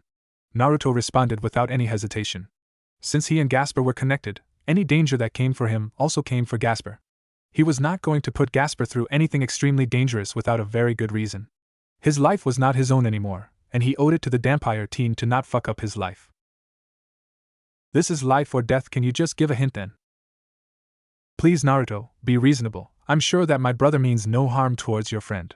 Rias tried to be the mediator between her brother and servant. She had no want for them to be in an argument, but she could tell that there was some thick air in the room now. Promise no harm will come to him then, Naruto stated. Surzex went silent. See, you said 3 months? If that is the time limit, ask me again in 2.5 months. At that point I'll tell you who he is if I think you're not going to abuse him, and where did you even learn that word? Naruto asked Surzex as he realized that the man should have never heard of that term before. As Lucifer. I don't care about your position. The way I see it, somebody told you about that word, but didn't tell you what it meant, so who told you? Naruto asked the man more directly. We don't know what to call it. I see, yeah, that would explain it then. Let me ask you this, were they white-skinned, gray-haired? No. So not them. If not them, then maybe a giant multi-headed dragon creature made of dark energy. Help me out here. I'm trying to figure out where you learned that word. Naruto could think of a few people who were dead that might be able to go to this dimension thanks to how they kind of transcended life and death. He could think of the Otsutsuki for one, but with no chakra in this world for them to take they wouldn't bother. Then he could think of Morio, but that monster was dead, so it was harder to believe. Possible thanks to how it could reincarnate itself, but less likely. Are you saying there are more things that might be after this Jinchuriki person? My guesses are Rabi, Morio, possibly Satoru if his box got opened up, but that would be unlikely. Nobody would be dumb enough to open Satoru's box, and even then they would have to throw a sacrifice into the box. Was this guy wearing a no mask, and looking very tentacly? Naruto asked as he suspected maybe it was the Rabi. Surzex was even more confused. Who are these guys? Are these people we should be worried about? Surzex was getting very worried now. Nah, the only maybe be worried about Morio and Satoru. Rabi is only an issue if it possesses a person with or around strong negative emotions. Satoru is a big issue, is the person you heard that term from, a giant, black-feathered hellspawn with no eyes, an ugly smile. Yes. Surzex shouted when Naruto started the description. Well, all of you guys are fucked then, just evacuate the underworld. How does it read our thoughts and movements? Does it have any weaknesses? Anything that can be used against it? None that you guys can use, and even if you guys kill it, it won't die. Satoru is a damn bastard that doesn't die when it's killed, it just returns to its box and abandons its host. Yet just leave this to the Jinchuriki. Naruto stated with a nod. So 3 months to find a way to beat Satoru? He was sure he could do that. So it does have a weakness, then you need to tell us. That thing almost killed Serafal, Surzex stated to the shocked gasps of almost everyone in the room. Not Naruto though, who had no clue who he was talking about. Wait, it can't be killed? Yep, can't be killed, and there isn't a devil that can beat it. Even Rias here, a prime example of the kindest of your species, wouldn't be able to avoid its ability.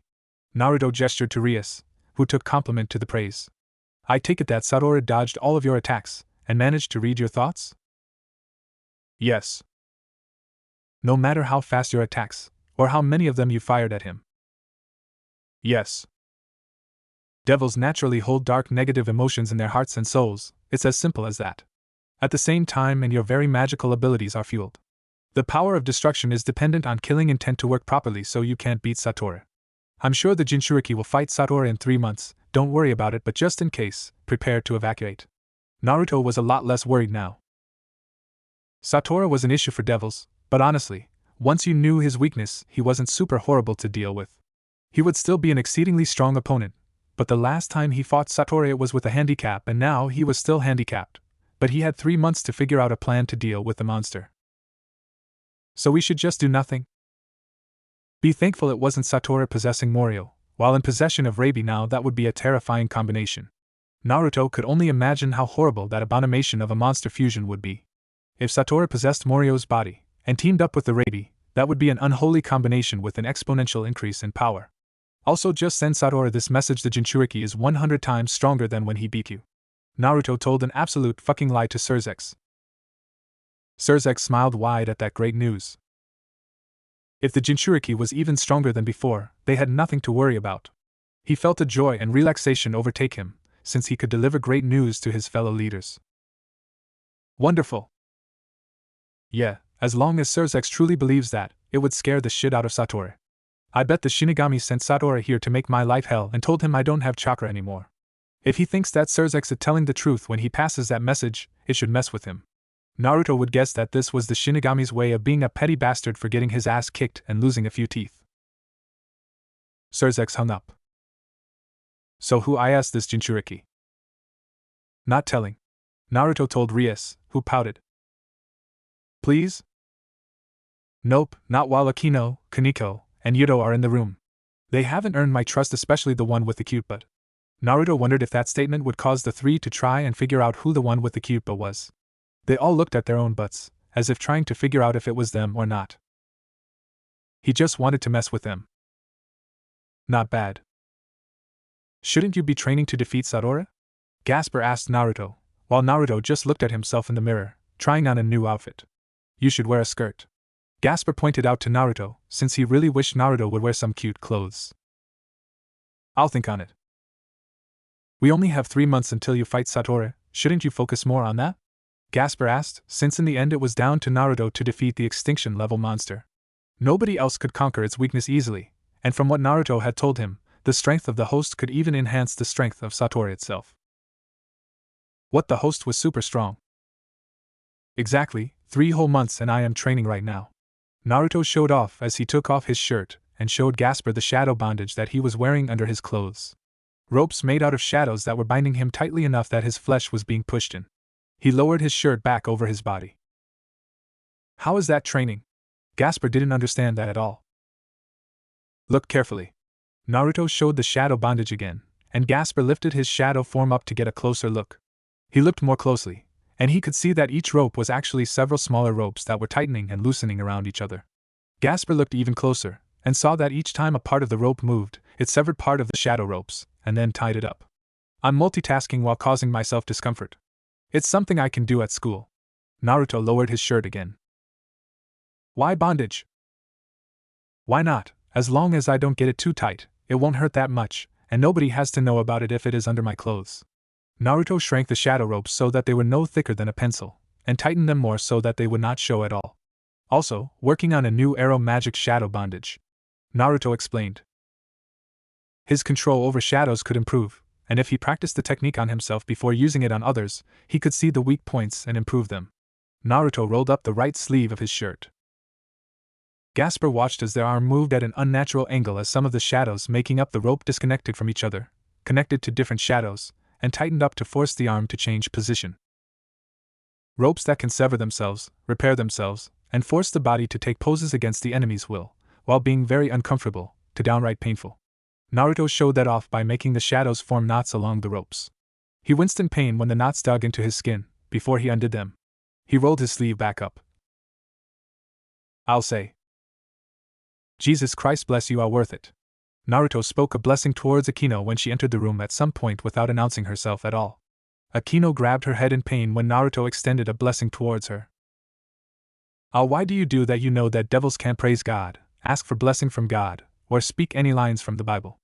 Akino knew that Naruto was fully aware of what he did, and how it also hurt him for offering a blessing.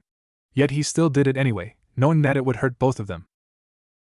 Naruto looked at Akino. Ow! Naruto and Akino said together. It worked even if he thought it, which was even funnier as Naruto laughed under his breath. Bucho wanted me to. Who? Rias wanted me to ask you about what these are? Akino pulled out a small stack of papers with unknown markings and drawings on it. Akino blinked and looked down at herself, before she looked at her shadow and saw a rope coming up from it, and wrapping around her leg. She was rooted in place as Naruto took the papers from her, and kept them neatly together. She just smiled at him. Naruto gave her a disgusted look when he saw that smile. You. Excuse me? Akino was genuinely confused at him when she read his expression and body language, curious about why he was looking at her like that. She was now very curious about what he knew about her that was causing him to stare at her this way. She paled very slightly and her smile fell when she got a clue. Oh, so you know and you hate me for my blood? That's fine. I hate my blood, Akino started, before stopping. The disgusted look wasn't on his face anymore for some reason. She smiled, and the disgusted look appeared again, before her smile dropped slightly, only for him to seem less disgusted. Yo, stop doing that, it makes me sick. Naruto couldn't stand that fakeness anymore. There was little more that he hated on a person than a fake smile, and Akino had one of the fakest smiles that he had ever seen. Stop doing smiling? Fake smiling, it's a lot more obvious than you think it is. Your smile doesn't reach your eyes. If you aren't happy, don't smile. I can't stand people like you, Naruto told her. Wasn't his job to spare her feelings? You hate me because my smile is fake? Akino could list a lot of reasons for somebody to hate her. She was a sadist, she was a masochist, she was powerful, she was also weak, she was a hybrid of a fallen angel and human turned into a devil, she was slightly famous with a nickname of her own. She never expected somebody would hate her for such a strange and pitiful reason. I'm in a good mood. No, you aren't. Are you telling me what mood I'm in? Akino asked him with a rising tone to her voice. If you were in a good mood, then your smile would reach your eyes. It doesn't, and your smile seems fake to me. I can't stand people who lie to themselves. I also can't stand people who wait for others to fix their shit for them. Naruto rolled his papers up and smacked her on the forehead for it. Look at Gasper, he never tries to be anything but what he is. I'm a shadow of my former self, and I love it. I've never been happier than to not have to worry about others. Gasper spoke up. He was at the happiest he had ever been in his life. He felt safe not being in control, and he no longer had to worry about the stares of others or their opinions. He could put all responsibility onto Naruto, and just let Naruto make all their choices for them. I'm a dirty, foul-blooded. Oh no, she's going to go into her backstory with me. Fuck, this was why I wanted to avoid talking to her. Why did I have to open my big mouth? Naruto sighed to himself as Akino frowned with sheer hatred towards herself. She looked at her hands with disgust, and he sighed in annoyance and faced her. Exactly what he wanted to avoid. I'm a wicked woman, my blood is tainted by my fallen angel father's blood. I hate this body of mine. It's wrong, dirty, and evil. So what? So what? Akino was stunned by the complete lack of reaction to her big reveal that she was a part of their enemy species. She looked right into his eyes, and she saw that he genuinely didn't seem to care about her species. So what? Akino repeated again, asking him for more information. Naruto sat down on the floor and started to go through his papers. So what? It's that simple. I don't care what you are. The only reason I don't like you is your fake smile, and how you give off the aura of a person waiting for a big strong hero to rescue her. Everything that I don't like about you are completely in your power to control. Naruto didn't want to go into much more detail than that. He didn't want to fix her trauma, he wanted her to fix it herself so that she didn't develop some kind of hero attachment to him. You can't control your blood, but you can control everything else wrong with you. Everything else? Akino took a step back. Well, for starters, Rias told me you're a pervert who enjoys tormenting people. Fix that. You're a pervert who tied himself up in bondage. Akino responded, taking genuine offense to that. She didn't want to be called a pervert by a pervert. I mean, I am a pervert, but you are in no position to judge me for that. Naruto poked her leg. Hey, perverted techniques can and have saved entire worlds. It is always a good idea to have a few of them in your arsenal. You're a pervert for your own amusement. I'm a pervert. Wait, why am I arguing this? Naruto didn't see why he was getting defensive over it. He knew the value of his techniques, so it wasn't like he had to defend them to her. Anyway, you hate being a fallen angel. Well, too fucking bad. Too fucking bad. Akino was getting pissed. Yeah, too fucking bad. Whatever issues you have with your blood, you can't change them. If I were to guess, it was your daddy who was a fallen angel, and since you joined Rias, I would bet your mother died, and you hate your daddy because he wasn't there. Naruto saw Akino physically take a step back. She looked like he had just punched her. She was speechless. How could he guess that? I can't even say he doesn't know me. He seems to know me better than anyone else. Akino thought as she took another step back. She had no words to argue, and the anger drained from her body in sheer disbelief at how easily he seemed to be able to just explain her own past to her. She grabbed her arm and squeezed it, not looking at him in the eyes, but he wasn't looking at her either. How could he guess that? How could he guess that? Stop reading my mind. Akino could respond to that. I'm not. You're just that obvious. No, I can't be that obvious. How is he still doing this? I feel naked. Like he is revealing everything he can. Can he really see right through me? Spot on. Naruto stated with a slowly growing grin. You didn't marry a Hyuga and not pick up a thing or two out reading a person's eye language. He could never get anything over his wife, and neither could his children. He was also a father, so he just knew some of the tells that teens had when they were thinking. He even had experience reading people just like Akino. Akino was crying. But how do I fix it? I hate him. I hate my father so much. He abandoned me, and my mother. He abandoned us, and she died. Why did he do that? Naruto asked her. I don't know. There is your answer. You don't know anything. You're an ignorant little girl at heart, so just accept it, and accept yourself. If you hate the hand that you've been given, then fight to change it. You have friends who love you now, so be thankful and do everything you can to protect what you do have. Your mom is dead, your dad is gone, you carry their blood in your veins. You can't change that, so don't even try. Naruto just flat out spoke. Just give up. No matter how hard you work, you will never change those things, so work harder to protect and cherish the things precious to you now. If you hate your fallen angel blood, then use that blood to protect. If you hate your dad, big deal, use the powers he passed down to you anyway. Naruto told her as he summoned a shadow and made a pillar. He punched it with his fist, and Akino winced when she heard a crack. Naruto broke his hand. Why? A point my hand will heal. Akino, wounds heal. But Naruto punched the pillar again, and Akino winced when she heard a second cracking sound as more bones in his hand broke. If I keep abusing myself, it won't heal. Accept your weakness, accept who you are, and strive to do better. Naruto stated as the bones in his hand started to visibly heal under his skin. He rose his hand up, and shadow spikes came out of the ground and pierced the pillar of shadows, breaking it. Akino didn't get it. You didn't punch it and break it. Because I'm not strong enough to break it with my fist, so I will use the gifts given to me instead. If you try and go through life thinking I don't need this power, I'll abandon it and do things my way, you will never find a spiritual balance, and you will only be hurting yourself. Accept your weakness and embrace your strength. Naruto watched as she looked at her hands again. Akino was silent. How? Just do it. How? Akino repeated her question to him, a desperate look in her eyes. The tears were still falling down her face. Figure it out. How?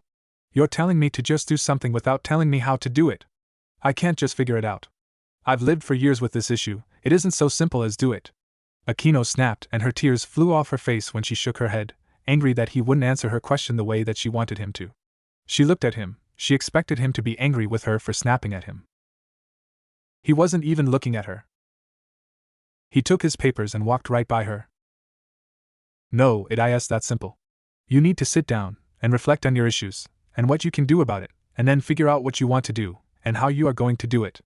I'm not going to just give you the answers, figure it out. Naruto didn't embrace her in her tears. My advice is to stop lying to yourself first. Naruto left the room with that. Akino screamed at the top of her lungs and cried when he left the room. 3 days later. Naruto was writing in a journal, while studying a book on magic. Akino sat down next to him, and Rias watched her friend look over Naruto's shoulder. Here, let me help you relax. Akino rubbed Naruto's shoulders, a much happier smile on her face. She had a slightly healthier glow to her skin, and Naruto seemed rather annoyed at the moment. He stood up and walked across the room, and sat down in the chair only big enough for one person to sit on. Akino got up and followed him. This is kind of hilarious. Rias held back a giggle as she watched Akino doting on Naruto. Akino had approached her and told her what Naruto told her, and she cried a lot and vented everything. She vented out her sorrows, thanked her for everything she had done to give her a new life, and promised to help her and protect her. Now she seemed attached to Naruto though, the person who forced her to come to terms with her issues. Me and my big mouth. Naruto knew that this would happen if he spoke with Akino. He just knew it. He knew that his big mouth wouldn't be able to keep shut around Akino, and he would end up calling her out on her bullshit. He just knew that she was the kind of girl that would fall in love with the first person who made her feel better about herself, yet instead of thinking about that and keeping his mouth shut, he had to be a motor mouth. Here, let me help you. Akino sat down in his lap. Woman, do you even know how much bigger you are than me? I can't read with you in my lap like this. Naruto told Akino, since her body simply had more mass than his did. Not to mention her ass covered a good portion of his lap. He pushed her off of him and back to her feet, but she just seemed perfectly fine with that as well. She stood moved behind the chair, and leaned over it so that her boobs were on his head. He couldn't see the book. You see, Akino stopped when Naruto stood up out of the chair and walked over to the couch, before he laid down on it and left her no room to sit down. Rias was enjoying this show. Me and my big mouth. Naruto whispered to himself when Akino just sat on the arm of the chair, and placed her hand on his forehead, rubbing it gently. Why did he inherit his mother's big mouth? Why couldn't he inherit his father's mouth? I see what you meant now, but you did bring this on yourself, Rias stated to Naruto, watching him just have to deal with Akino's affection as her new favorite hobby. Naruto told her that this was a reason why he didn't want to talk to Akino, and now she was realizing that he had been spot on. Speaking of bringing stuff on yourself, I never got an explanation for what those strange drawings were. The answer depends. How do you like your kneecaps? I enjoy them very much. This was a nice conversation. Rias accepted that answer with a smile. She dropped her question at that, since his statement showed that he had no intention of explaining what the drawings were. Do they have anything to do with Satoru, even if you don't want to tell me what they do? Rias asked Naruto. Nope, they have nothing at all to do with Satoru. I see, thank you very much. Rias accepted that, and then she started to work on her homework. She nodded to Yuto when he entered the room, followed by Kaneko, who seemed a little confused when Naruto got up and walked across the room, only for Akino to follow behind him. She's in Lviv, Rias explained to their confusion. What? I opened my big fat mouth. Well, if you want to keep your mouth shut, I do have a ball gag. I'm going to just not be here for a little bit. Naruto sank into the shadows, and moved out of the room as his shadow just vanished completely. Akino walked towards the window, opened it up with a smile. I'm going to go help him out. Have fun. Rias waved Akino out as she jumped, and went on her way to track down where Naruto was going to emerge from the shadows. If he isn't working on anything for Sakura, then is he not the Jinchuriki, and really just knows who he is, or is he the Jinchuriki guy? Did he know the Jinchuriki when he was alive? Wait, isn't he from a different world?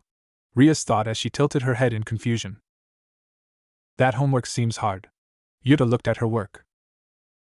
Rias blinked. Oh, it isn't homework from school. I'm studying anatomy. Naruto showed me this very useful technique, but my understanding of the body is kind of lacking. Rias was working on her magical studies, and to do that she wanted to study how the body worked. The Gremry family was famous for their high magical ability, and their huge library of spells, but she typically only focused on magic that came with the other half of her bloodline. She raised her hand, and sparks started to gather between her fingers. She touched Yuto, and he jumped back from the spark, but he didn't collapse, because even if she copied the basic look of the technique, she failed to mess up the electric signals of his body. What was that supposed to do? Not that, Rias responded, and she got back to studying. All she did was give Yuto the smallest of shocks, but the effect of the spell didn't kick in. She had never studied anatomy to the degree she needed to study it. Naruto was bred for murder. I know how to kill people, but not how to do it efficiently. That is the difference, Rias thought to herself. Her power of destruction could be overpowered, and if she ever faced somebody who could vastly overpower her, then her family magic would be useless to her. Yet, Naruto had managed to completely cripple her with nothing more than a simple touch of his hand using a spell that he just thought up on the fly.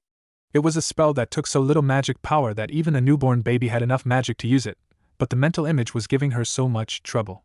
She couldn't get herself into the mindset of how it worked, so in the end the spell kept failing. Not very useful, Kaneko noted. The amount of magic that Rias just used was so little that even babies could produce that amount, so there was no way it could even hurt Yuto in any real sense. I might give up on learning this one, and ask Naruto to tell me stories about other techniques he had seen, maybe asked him if he could imagine them with magic. Rias sighed and leaned back. She just could not get a clear mental image of how the technique worked, but studying didn't seem to be helping her in that aspect either. She was sure that he had seen a lot of techniques when he was alive. Some of them had to be useful to help her with her problems. She was enjoying herself. So you were married in your first life? Akino asked as she watched Naruto working on some kind of technique after school. Getting him to attend classes was rough for everyone, but he was still technically acing most of the classes even with his sketchy attendance. He could afford to spend most of his time working on techniques. What would she say if she saw you reading porn like this? Akino asked with a teasing tone. Naruto hummed in thought. Are you researching for a new technique? Just don't let the kids see it. Naruto quoted exactly what Hinata would have said if she saw his researching. Seeing as she was one of the people who never had an issue with his arrow techniques to begin with, he didn't see her having a problem with him starting his research on arrow magic. Still, do you have to be here for this? Naruto asked her in a dull tone. Reading porn was awkward as hell around a woman for him, because it was perfectly fine if he popped a boner when he was by himself technically with Gasper. Is your little guy nervous? Akino teased as she leaned in towards Naruto. He gave her the most deadpan look. I'm putting effort into not getting a boner, which is actually hindering the development of my arrow magic. I'm purposely thinking about unsexy thoughts to try and not get a boner, and considering my body is teenager, it's hard to do that and still think about sexy thoughts. Naruto had a lot of conflicted thoughts thanks to how his soul and body didn't match ages. His physical brain didn't match his mental age, and oftentimes he found himself more leaning towards the chemical and hormonal side of it. The body does have an effect on your thoughts. Even an old soul, put in a young body, tends to be affected by it. Naruto tapped the side of his head. Sorry. It isn't your fault, Gasper, don't worry about it. You're an amazing help, teaching me about vampire abilities. Naruto wouldn't be getting very far in any techniques if it weren't for Gasper being there to teach him about what his body could do. He looked towards Akino, who was reading the different research materials. Arrow magazines, hentai doujinzeki manga. Oh, this is hot, would you like to try it out on me? Akino leaned forward and pushed her breasts against Naruto, showing off a woman on the pages getting her electrocuted gently. Naruto looked at the magazine she was holding, and saw it was an S&M magazine. It wasn't one of the magazines that he had been researching. Where did that one come from? My personal collection, Akino admitted, offering her body for experimenting with techniques. Naruto stared at her magazine for a moment, and he took it from her and started to flip through the different pictures. He looked and saw it had articles inside that explained how to safely do certain things and stories from men and women about their experiences with them. You know, we can do much more than experiment with techniques. Akino licked his ear. She stopped. She stepped back when she saw that he wasn't taking her bait, only pouting at him. Naruto stood up and walked towards a tree, rolling up his sleeve. Vampires can transform their bodies into bats, insects, wolves, cats, multiple stuff. Let's see. Naruto looked at his hand, and he thought about his past experiences in his old life. Akino watched him curiously, before she saw the skin on his arm change color. It was purple. He touched his finger against the tree, and the purpleness from his finger spread to the tree itself. There were creaking and horrible sounds from the tree, and the purpleness spread out slowly enough that it was worrying and disturbing. Naruto groaned and transformed his arm back to what it was before. That works, and it is painful. Naruto had transformed just the skin on his arm into insects, a type of insect that he had knowledge of, but his current body had no resistances towards. Thankfully, by transforming his arm back quickly, he kept the damage small enough that he could heal. Nano-sized insects that destroy cells. Seems the technique worked, meaning that I might be able to do something else with them. Naruto kept his sleeve rolled up. He went back to researching, and Akino just saw the tree was slowly being reduced to nothing as its cells were destroyed. She gulped slightly, since if somebody was touched with that technique, the only way to save their life would be to amputate whatever part of their body got touched by the insects. Seems like his allies and enemies were very sadistic with death. Akino was fine with sadism and killing, but that level of hateful destruction was just horrible even for her.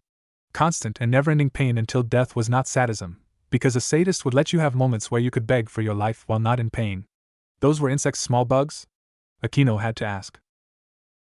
She didn't see any bugs. Nano-sized, so to the naked eye, it just looks like your skin gets covered in purple. There we go. If I do this instead. Naruto transformed the skin on his arm back into its purple color. He rolled up the other sleeve of his shirt, and he touched his forearm with his finger. He quickly undid the transformation and gasped, squeezing his legs together and hiding the front of his pants from Akino. Yeah, that worked. Naruto shivered. It worked, but way too well. Are you okay? The concerned young woman asked as she looked at Naruto, who had a flushed face. Want to help me with shadow bondage? Yes. Akino responded very quickly. Naruto extended his shadow and touched it to hers, before her own shadow extended up her body and started to tie ropes against her body. Her arms got tied up, before they were yanked behind her back. Shadows wrapped around her head and covered her eyes, restricting her ability to see. Naruto didn't hesitate to look at her, because the way she was getting tied up was sexy. Still, he had a different focus. Turning my skin into those insects, bad move, and changing them from destruction into that was a worse move. Naruto started to undo his pants, and he took them off once Akino could no longer see. He changed the insects from destroying cells into a different effect that more fit what he wanted out of them. Their stingers would inject chemicals into cells that could cause intense feelings of pleasure. Chemically induced orgasm. By touching somebody with his body in his current state, it caused a near-automatic orgasm once the chemicals injected reached the brain. Naruto took his underwear off and threw them away, before putting his pants back on. He rolled his sleeves back down, before he gasped in shock when he felt an intense wave of pleasure overtake his arms. Fuck. Well, that isn't great. I don't know, this feels great to me. My boobs are being squeezed so tight, and this rope digging into my backdoor is kind of doing it for me. Akino disagreed with his statement. Naruto, on the other hand, touched his untransformed finger to his arm. He hissed in pleasure when he felt his body want to orgasm, but not being able to simply because he wasn't physically capable of shooting anything just yet. A dry orgasm. Naruto sighed and felt that both of his arms were injected by the chemical change, and since the chemicals were injected directly into the cells themselves, the effect he just caused would become long-lasting. Possibly permanent, which meant that anything so much as touching his arms would be enough to cause him to climax. He transformed his arms into bats and had them fly around a little, before they came back and transformed back into his arms. He sighed in relief when he rolled down his sleeves and felt nothing. Okay, so I can undo the negative effects on myself by transforming my cells, but the problem is that I can't use this technique without making myself come. Naruto would have to label the insects he created with his vampire ability as forbidden. A technique that could so seriously inhibit himself was of no use to him at all, even more so when the only way to undo it would be to transform part of his body and transform it back. 1 out of 10 as an arrow magic. Naruto labeled it so low. It was also possibly a permanent change, and putting a person in a constant state of orgasm would cause them to be unable to sleep. The state would end in a quick, insanity-filled death, if the orgasms alone didn't kill them. I rated a 8 out of 10. Can you make the shadows around my crotch tighter? It hurts a little, but I think it would feel better if it really hurt. Akino made her request, unable to see what Naruto was actually talking about. Naruto stared at her. I just offered so that I could hide the fact I came from her. Is she seriously enjoying this? Naruto tightened the ropes to the point that Akino was forced to contort her body to the shape the ropes forced out of her. Saliva dripped from her chin as she enjoyed herself, and he could see her skirt was flipped up by the ropes. The ropes dug so deeply into her crotch, but that the wedge had to be insanely tight. Are you okay? Naruto asked Akino, actual concern in his voice. Pop, crackle. Oh, that was so good. My back ear just popped. My entire back. Akino felt an amazing tension just get released from her back when there was a crackle of multiple pops that went up her spine. She wiggled on her feet, finding it hard to find her balance at the moment, before all of the shadows constricting her body vanished, restoring her sight. She sighed in both relief and disappointment to being freed from her bondage. She saw the shadows had left indents all over her body that were starting to fade away. All of the tension in her back was gone though, and she felt her shoulders were so much looser after having gotten that experience. She bounced her breasts up and down, and all of the pressure that caused in the knots in her back were bone. She felt relief. Did we both come? You came too? Akino asked as she leaned up against Naruto. She had a small sparkle to her eyes, feeling a genuine excitement from his slip of the tongue. Did you come from your inner sadist taking joy in tying me up, or did you come from your little piggy masochist side wishing you were me? Akino was salivating at prospect that he was just like her. Just so you know, I'm both. We can have a lot of fun. This means our compatibility is through tree roof. Akino pushed even further. Yo, what? This is amazing. You can tie me up and then when we both come, we can take turns. You can tie me up, and then I can spank you like a bad sissy before you return the favor by choking me until I almost pass out, and we can end the session with me pegging you. There are so many things we can do. Akino pushed him up against the tree, both of her arms on either side of him, as she towered over him. She was breathing heavily at all of the different things that she could do to unleash her inner sadist and inner masochist. There were so many forms of dirty, perverted things they could do with each other if they were both sadists and masochists. The hell is pegging? It is where I wear a strap-on and fuck you, and that isn't all.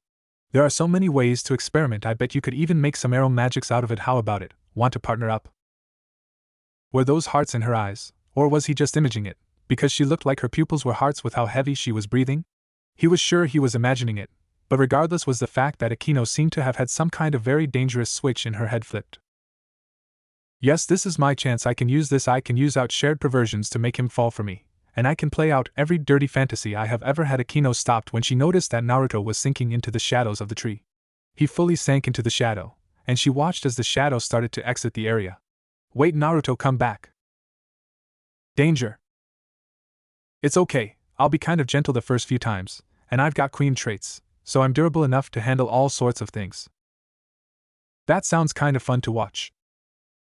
Gasper, now is not the time for you to take advantage of the fact you can't feel pain. See, Gasper agrees. We outvote you. I vote that you stop running, and use those small hands to fist me, then I can paddle you with my hands. I second that. Veto hot but veto. In the end, Rias had to get involved to calm Akino down. Akino's affection grew 3 times that day. Yoga? Hell yeah, yoga class. Naruto responded to Gasper as he got dressed in loose-fitting clothes, since for a technique he was developing, he wanted to see about learning some of the yoga from this world. He asked Rias to sign him up for a yoga class after school, and he also wanted to test his new body's flexibility with yoga some. Nothing was a better check of your body's limit than putting it to the test after all. But with my luck, Rias signed her entire peerage up. At yoga. For bonding. Rias spoke in tight yoga clothes, showing off all of her curves and revealing the crack of her ass with just how tight her clothes were. She wasn't the only one with super tight, revealing clothes. Akino had a matching outfit. You look gay, Naruto stated to Yuto. Yuto was also wearing extremely tight clothes, including shorts that might as well be as tight as a Speedo. Yuto had the decency to blush at his own appearance, before he pointed his finger towards Rias, who had picked out his yoga clothes, just like she picked out his swimsuit. She. Like a total twink. Also, dude, are you trying to kill your balls? Naruto rubbed the bridge of his nose. Kaneko was wearing a loose-fitting sweatshirt, and loose-fitting sweatpants as well, and she just sent Naruto a thumbs up with a blank face. He turned to face her, and sent her a thumbs up with an equally blank face. Says you? Yeah, says me, the 150 centimeters half vampire, girly boy who looks like he might as well not have a penis. That should tell you something dangerous if I am saying you look like you crack nuts between your cheeks. Naruto fired back at Yuto when he tried to make a comeback, and after that he was speechless. Now, just a simple test, since this is the advanced class, who can put one leg above their head while still standing? After yoga. Everything hurts. Yuto hated his clothes and his life at the moment, since he could barely do even a single pose. He looked towards Rias, who did more than he could, but less than Akino when it came to how flexible she was. He then looked towards Kaneko, who never once struggled with even a single pose. Everyone was sweating, except for Kaneko. Okay, easy enough, I should be flexible enough to do what I'm thinking. Naruto thought to himself, having tested his body's ability to be pushed into awkward positions. You know, guys like a girl who is flexible. So good on you, Rias. Naruto stated to Rias, since she was still more flexible than the average person. Despite how endowed she was in many aspects, she was much better off than her body type would suggest. Oh thanks, and what technique was this research for? Rias was panting slightly, having worked up a sweat. She looked on in jealousy as Kaneko seemed like she was unbothered by what happened. I like a guy who is flexible, so that works even better. Gotta say, I was a little turned on when you were able to do the Karnapitasana. Akino whispered in his ear. You got turned on by the fact I can put my head between my knees. Duh, because that means you can wrap your legs around my boobs, while I give your little guy a special treat, and you can give my tight pink some licking. Standing 69 with added difficulty sounds painful and embarrassing, no thanks. Anyway, to answer your question, Rias. The technique I want to make would rip my body to shreds if I'm not flexible enough, strength-enhancing technique that I can only use in this small, girly form. Naruto stated as he looked down at his body. Vampires were stronger than humans, and his half-vampire body was enhanced by the body of a devil, which brought him up to a vampire in physical strength, but at the same time he was lacking when compared to the others in the group who were either full-blooded devils like Rias, super-enhanced like Kaneko and Akino, while Yudo was lacking in physical strength when compared to the others as well. Oh, do tell. How does it work? Rias found herself extremely curious. Nope. Later. Take a deep breath. Naruto allowed a ton of extremely small shadow tentacles to travel up his body and wrap around his flesh tightly enough, while also wrapping around each other. The shadows formed muscle fibers that bound his flesh like bondage, wrapping up his legs before getting to his shorts and going underneath them. His legs were fully covered, with shadow muscle fibers acting like a second skin on top of his skin. Arrow shadow bondage. He had been training with controlling shadows, and then he trained to be able to control multiple thin fibers of shadow at the same time. After that, he trained to wrap them around each other while still controlling them, before he worked on being able to wrap them around his own body. Naruto felt the shadows go up his torso, before they got right to his shoulders and down his arms, until they went to the tips of his fingers. Most of his body was covered in them. He couldn't move his body at all. The shadows were so dense on his body that it was just physically impossible for him to move. Not his toes or his fingers. He was unable to move his physical body, not even if he truly wanted to. The shadows were so tight and constricting on him that the only way for him to not be crushed under their weight would be to have a thin body. That is so cool. So can you move? Crack. Yeah, but not with my body. Instead, I move by controlling the shadows, the same way I controlled the bondage in Arrow's shadow bondage. Naruto felt something break in his shoulder when he had his arm move incorrectly. He frowned and hissed in pain, before his shoulder started to heal and he moved around. Shadow muscle mode SNM mode. Naruto laughed at his own joke. He punched a tree and shattered the trunk with the punch, with the recoil from the punch being spread out evenly through his shadows and his body. The half of his shirt belonging to his right side got blasted off by the shock though, showing that the dark shadows covered everything under his shirt. Naruto punched his own fists together, and all of his clothes blasted off of his body, and he looked at his own technique. Does that hurt? The shadow bondage is both extremely dense, but also the bondage itself disperses shockwaves pretty well. It enhances my ability to withstand blunt force, but while using this ability, I can't use long-range shadows. Naruto stated as he ran across the field at a speed faster than his body was normally capable of running. He jumped and kicked a tree, putting a hole through the truck and landed on the other side. His leg was bent backwards, before the shadow bondage snapped it back in place so that it could heal. That had to hurt, Gasper stated. I need to completely relax my body, because if I get tense, then moving the shadows can twist my muscles and break my bones. It does hurt, but I can afford to mess up a little. Naruto lifted up the trunk of the tree, holding the tree above his head, before he threw it. This body of mine is small, and not built for building muscle, so if I can't build muscle inside of my body, well, I will just wear them like armor instead. Naruto lightly jogged in place. This idea came from bondage? Well, yeah, Arrow's shadow bondage is the parent technique to SM mode. By learning bondage, I became to experiment with wrapping my body up to test my endurance for it. Then, by seeing how flexible I was, I could see if I could stay relaxed here. Naruto started to throw out shadow boxing punches. Not being capable of moving makes it easier to use the armor like a weapon. Naruto looked down at Gasper. He showed his arm trying to move inside of the bondage, and then he made the shadows move to actually move his arm. How bad does it hurt though? Gasper was worried for Naruto's pain tolerance. This couldn't be healthy. As long as I can focus all of my concentration on the Arrow shadow bondage holding the mode together, then it doesn't have to hurt. This mode boosts my strength, speed, and durability but makes it impossible to use magic or long-range shadow attacks. If I split my focus, I take damage, since even a single stray thought can cause me to break every bone in our body. Naruto already figured that out before he activated it for the first time. The boost to hand-to-hand combat is immense, but every technique has both its upsides and downsides. The other downside, I can't use it around Akino, Naruto stated with a frown. Why not? Because once I drop SM mode, well, at least I suspect that once I stop using this, the toll it will take will leave me physically drained, barely able to move. Naruto didn't know if it was for sure, but he could feel mental exhaustion already hitting him from the extreme concentration that it was going to take him. But Naruto stated as he placed his hands together. More shadows came out from his shadow, and they started to form a second layer of skin-tight bondage shadows that covered his body. The shadows were even tighter than before, forming a second layer. Are you okay? No, just standing right now is extremely painful. This is the next stage, SM mode version 2. It creates a second layer of SM mode, and fuses it into the first layer. The increase in ability doesn't add together, it multiplies, but so does the strain. Naruto could hear his bones creaking under the pressure. And the restrictions are even harsher as it is. This version isn't usable. If I manage to hit somebody, I could knock their head off, but if I miss and lose focus, the entire mode will fade away. Also, there is no downgrade since second layer fuses to the first layer once I enter the mode. To go down to regular SM mode, I would need to turn it off. Naruto showed this by making all of the armor vanish. Naruto collapsed onto his back. Okay, are you okay? My ribs are broken, my arms and legs are broken, and I'm pretty sure I'm paralyzed, but the mental strain is so immense, it becomes impossible to stop it from damaging me, meaning SM mode V2 has a strict time limit before I lose the ability to fight.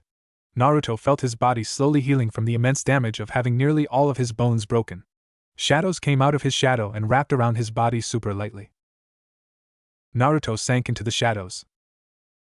In Naruto's room, Naruto left the shadows with his face down, on his pillow. I won't be able to move for a little bit. I call it SM mode, but honestly I haven't mastered it yet. I need to improve my mastery over SNM style bondage, and increase my ability to control shadows subconsciously. Naruto had little actual experience with bondage. Hinata was not a kinky girl, just a very stacked, very horny one. She wasn't that freaky, which was why his experience with bondage was purely from a practical ninja rope standpoint. Naruto felt a blanket get pulled over body, and he saw his shadow, Gasper, was doing it for him. It's pretty amazing that you making a perverted technique led to you making this. Gasper praised Naruto. He laughed. When you make a perverted technique, you are being creative. When you are feeling creative, you expand your imagination. Imagination can make you unpredictable. When you explore your creative side, you will create things you could have never imagined. Naruto taught Gasper. Gasper, get off our ass. Naruto stated when he felt his shadow sitting on top of his butt. But it's super soft and comfy. Gasper, fine, but scratch my back for me too. My bones are healed now, but I feel pins and needles across my whole body. It itches a lot. Naruto felt a disturbing level of itchiness and unpleasantness from his body. Scritch, scratch. Oh yeah, that's the spot lower. If they didn't share a body and shadow, this moment would be very awkward. Rias had some nice 99 centimeters, and with a waist of 58 centimeters, I would guess your underbust is about 70 to 76 centimeters. Naruto did calculations on Rias' bra size, purely from the fact that she was currently in his bed, hugging him, while she let it all hang out. Not that he was wearing clothes, but he had gone to bed naked, not expecting that Rias would be in his bed when he woke up. He was just curious, so he would say that until she woke up. Let's see, guy, I wish I knew what bra size Tsunade was. Her bust line was a 106 centimeters, and since she kept her body fit, I would say her underbust was a firm 76. Rias has slightly more fat than Tsunade on her body, so let's go with 78. Naruto was comparing Rias to the much larger Tsunade, because she was one of the few people he could think of with tits that he could compare Rias to. Hinata was somewhere around 104 centimeters to 106 centimeters, I believe, but she was at a 76 underbust. Naruto tried to remember his wife's bra size. Naruto sat up. He grabbed Rias' bra off the bed, and he finished his mental math. Come on, H-cup. Rias rubbed her eyes softly and moaned cutely when she heard somebody talking, and looked to see Naruto was looking at the inside of her bra. Nah. Fucking I-cup, I was so close, meaning your underbust is 74 centimeters, not 76. Impressive size. You almost have boobs as big. You woke up. Naruto noted that Rias was awake, and he looked at her breasts. Her breasts that pressed together under the weight of gravity, and he gave an impressed whistle. Why are you naked? Nice. Rias had rosy pink, with decently big areola to them, nice and suckable if it were to say anything about them out loud. I sleep naked and I just love cuddling with my servants. Rias was honest, at least. Naruto took a deep breath. Rias Gremory, sit up and listen. Naruto grabbed her and pushed her into sitting with her legs crossed, and he crossed his and sat in front of her. She gave him the most amused smile. You do realize that you're very hot, right? Naruto asked her to start with. Yes, I realize I'm very attractive. Okay, Rias, now answer this, what am I? Naruto asked her, pointing at himself to try and get her to realize what she had done wrong. His eyes kept wandering down to her breasts, and he shifted the covers over his lap so that he could hide his growing problem. A dampire. A guy. I might be small, super feminine, thin, and physically weaker than you, but I am still a guy. It might not be impressive, but I am still a guy, with a biological want to stick it inside you. Naruto bonked her on the head. Rias looked down at his crotch, before she reached out and pat the top of his head. She seemed to take some amusement in his words, and she even put a teasing smile right across her pink lips. He bonked her again, with her rubbing her head with more amusement. You're one of my cute servants, so I feel skinship is important. I appreciate your concern for my well-being. Rias appreciated his concern for what it was, but she just looked at how cute he was and she just didn't feel that much of a sense of danger. Not to mention she was sure that she could trust he wouldn't try anything out of respect. The most he had done was try and figure out her cup size when he found her asleep in his bed. That seemed more out of curiosity in comparing her to somebody else. By the way, you know girls with larger breasts than I? Rias was a little curious. Akino. Of course her, but what of the other ones? Rias didn't feel like she needed to be reminded that Akino had larger boobs than she did. She was reminded of that any time they went to the bathhouse together, or when they just bathed together. Akino was the largest girl that Rias knew when it came to that. My grandma and my wife, my granny had a more toned torso than you, and her bust line was 106 centimeters, and my wife was also toned from training, with a bust line around that same size. Naruto didn't have too much of a problem answering that. Though, they just beat you in size, their training and toned bodies made their boobs kinda firmer, yours are softer. Naruto could see that she had some trouble believing him. Rias was slightly, only slightly, surprised. They were human, right? Well, mostly human, but descended from, don't worry too much about that. About as human as they came. If you put a little more effort into toning up your body, you could actually increase your cup size. Let me guess, your body fat percent is around 17%, Naruto asked her, since she had a supermodel figure. If she trained herself harder physically, she could burn down at least 2% more than what she was at. Actually, about 19%. You're just naturally more on the hourglass side then. Well, I'm going to take a shower, Naruto sated his curiosity, and he was about to stand up, before he noticed that Rias was smiling at him. I'm going to take a cold shower, Naruto hinted to her. Could she look away and give him privacy? Oh, that sounds like a great way to wake up. I think I'll join you, Rias chirped with an excited smile. She loved hot showers, but nothing beat a cold shower early in the morning to get the blood flowing. I'm taking a cold shower, alone. You gave me a boner, Rias. I have a boner and need to take care of it, so you can. In the shower. Does it feel good? Rias asked as she moved her hands. Yeah. I'm glad. See, taking a shower together feels so much better. Let me know before you rinse. Rias spoke, tone suggestive. She was washing his hair, sitting behind him as the cold water splashed over their bodies. All things considered, despite himself, he was disappointed that she wasn't using her hands in another way. Naruto took the wash bin of super cold water and poured it over his head to cleanse himself of the urge to push Rias down. Rias, stop being so suggestive. I just got rid of my boner, and now it is returning with a cold, shrunken vengeance. Naruto could do without her sexy moans. Are you trying to seduce me with some kind of devil technique? Naruto turned around to face her, and she just smiled at him with her arm propping up her breasts. Nipple hardened by the cold water, sticking straight out like attention-seeking missiles, demanding to be shot down. No, but speaking of techniques, when you were first alive, maybe something you could recreate with magic and teach me. Rias was very interested in what his past life had to offer. She wanted to ask about techniques that could be turned into magic spells, thanks to his experience and imagination. Sure, what kind of technique do you want to experiment with? Naruto asked her with a raised eyebrow. Something I can use to gather information on somebody, Rias answered, and Naruto looked at her. Can you make me a ball of ice? Naruto asked her, seeing as he didn't really know any ice magic at the moment. She complied with his request, and he watched her make an ice ball that was nearly perfect in appearance. He accepted it between his hands. Her request made it more simple for him to recall a technique he had seen used before, or at least knew of its usage. What do you think Akino is doing right now? Making breakfast. Okay, well, let's look, Naruto stated as he channeled magic into his imagination, and Rias watched the ice ball begin to glow brightly as a spell took effect. Naruto imagined viewing Akino, and he used his knowledge of what her magic felt like. Rias looked with a raised eyebrow as Akino appeared in the ball. She was making breakfast. So you just use a ball and... If you know what their energy feels like, you could view them and hear them, no matter how far away or anything blocking the spells. Naruto showed Rias, and she listened closely, and she could hear Akino muttering to herself. Rias watched with a twinkle to her eye. So you could use this to spy on somebody?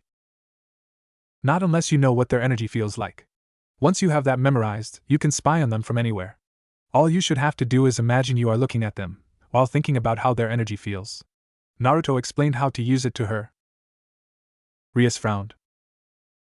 So I can't use this to spy on Riser and his peerage without first memorizing what their demonic power feels like. I don't know how long I have before he makes a move. I can't use this to scout sacred gear users for my peerage either, not without scouting them out in person first, but this is extremely useful. Rias took the ball, and she watched as Akino's image vanished.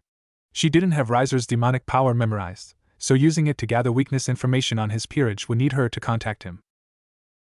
That was it. She could invite Riser and his peerage to visit her in the human world, find some sort of excuse that would be appealing to him. Invite him to some kind of event where their guards would be down, and she could memorize all of their demonic powers. Once that was done, she could spend her free time learning his weaknesses and planning around them. Your brain is a treasure trove of techniques. I could spend all day asking you about these techniques you know or heard of. Well, the leader of my village used this one to spy on me all the time, and pretty much every leader knows it even if they don't use it. So what other technique can you show me? Rias asked with a twinkle to her eyes. She was learning something very interesting and helpful. What do you want to know? Something that can be used to demoralize the enemy. To make them want to abandon a fight. Oh, I know just the thing to teach you, Naruto stated as he cracked all of his knuckles and got his hands prepared to teach Rias the technique. He knew of one technique that everyone who had experienced it feared above most other techniques. He stood up and stretched his legs. I've been dying to try experimenting with a magic version of this one. Naruto was excited for it. Oh, you seem very excited to use it, Rias noted with a glint to her eye. His excitement just made her all the more excited to see it. Okay, first I'll gather magical wind power like this, Naruto stated as he placed his hands nearby each other. Rias noted that the wind was hard to see, but he was using his imagination to control it expertly. It was like he was naturally attuned to wind. She copied him, gathering her demonic power and making it magic power, before she gathered wine between her hands. It formed a ball, and when he placed his hands inside of his wind ball, she did the same with hers. Okay. Now disperse it while keeping control of it. Naruto took his hands apart, and she saw all of the wind he gathered faded into the area. I am teaching you a magical version of my village's most secret and sacred technique, so be sure to watch very carefully. Naruto scattered his energy with the wind. He placed his hands together, and she followed suit, doing exactly as he was doing. She didn't see it. Two hands made out of wind appeared behind her as they gained density through magic power, and they were copying Naruto's hands in shape. I see, and what are we going to be doing? How does this make the enemy lose their morale? Rias questioned with bright eyes. She watched as he tightly gripped his hands together, and then pointed all of his index and middle fingers up into the air. She followed right after him, copying him and concentrating on what she was doing. This technique will throw them off their game because very few people can concentrate after having this technique used on them. I see, that sounds like an amazing advantage to have. Is it okay for you to be showing this to me? Rias asked, since the way he was describing the technique sounded like it was something that should only be passed down from master to student. Naruto laughed a little. Oh, she was in for a shocker. It is called 1,000 Years of Death. Amazing, this skill Eep. Rias stopped as his eyes widened, because she felt an instant pain that came out of nowhere. She jumped forward and slipped on the wet floor, before she hit her forehead against the wall. She heard laughing, and she quickly turned her neck and saw two hands in the same shape as Naruto's hands were behind her. You ow my butt ow. Rias grabbed her butt cheeks and squeezed them together to try and soothe the pain between her cheeks. Naruto grabbed a towel from the hook and wrapped it around his waist, before he walked out of the bathroom. Trust me, most people don't want to fight after being fingered, And those that do want to fight will be so angry they won't think straight ga. Naruto was shocked when Rias extended her hand and grabbed him. He stopped walking instantly when she had him by the literal balls, squeezing his between her fingers and pushing her palm very uncomfortably against his nuts.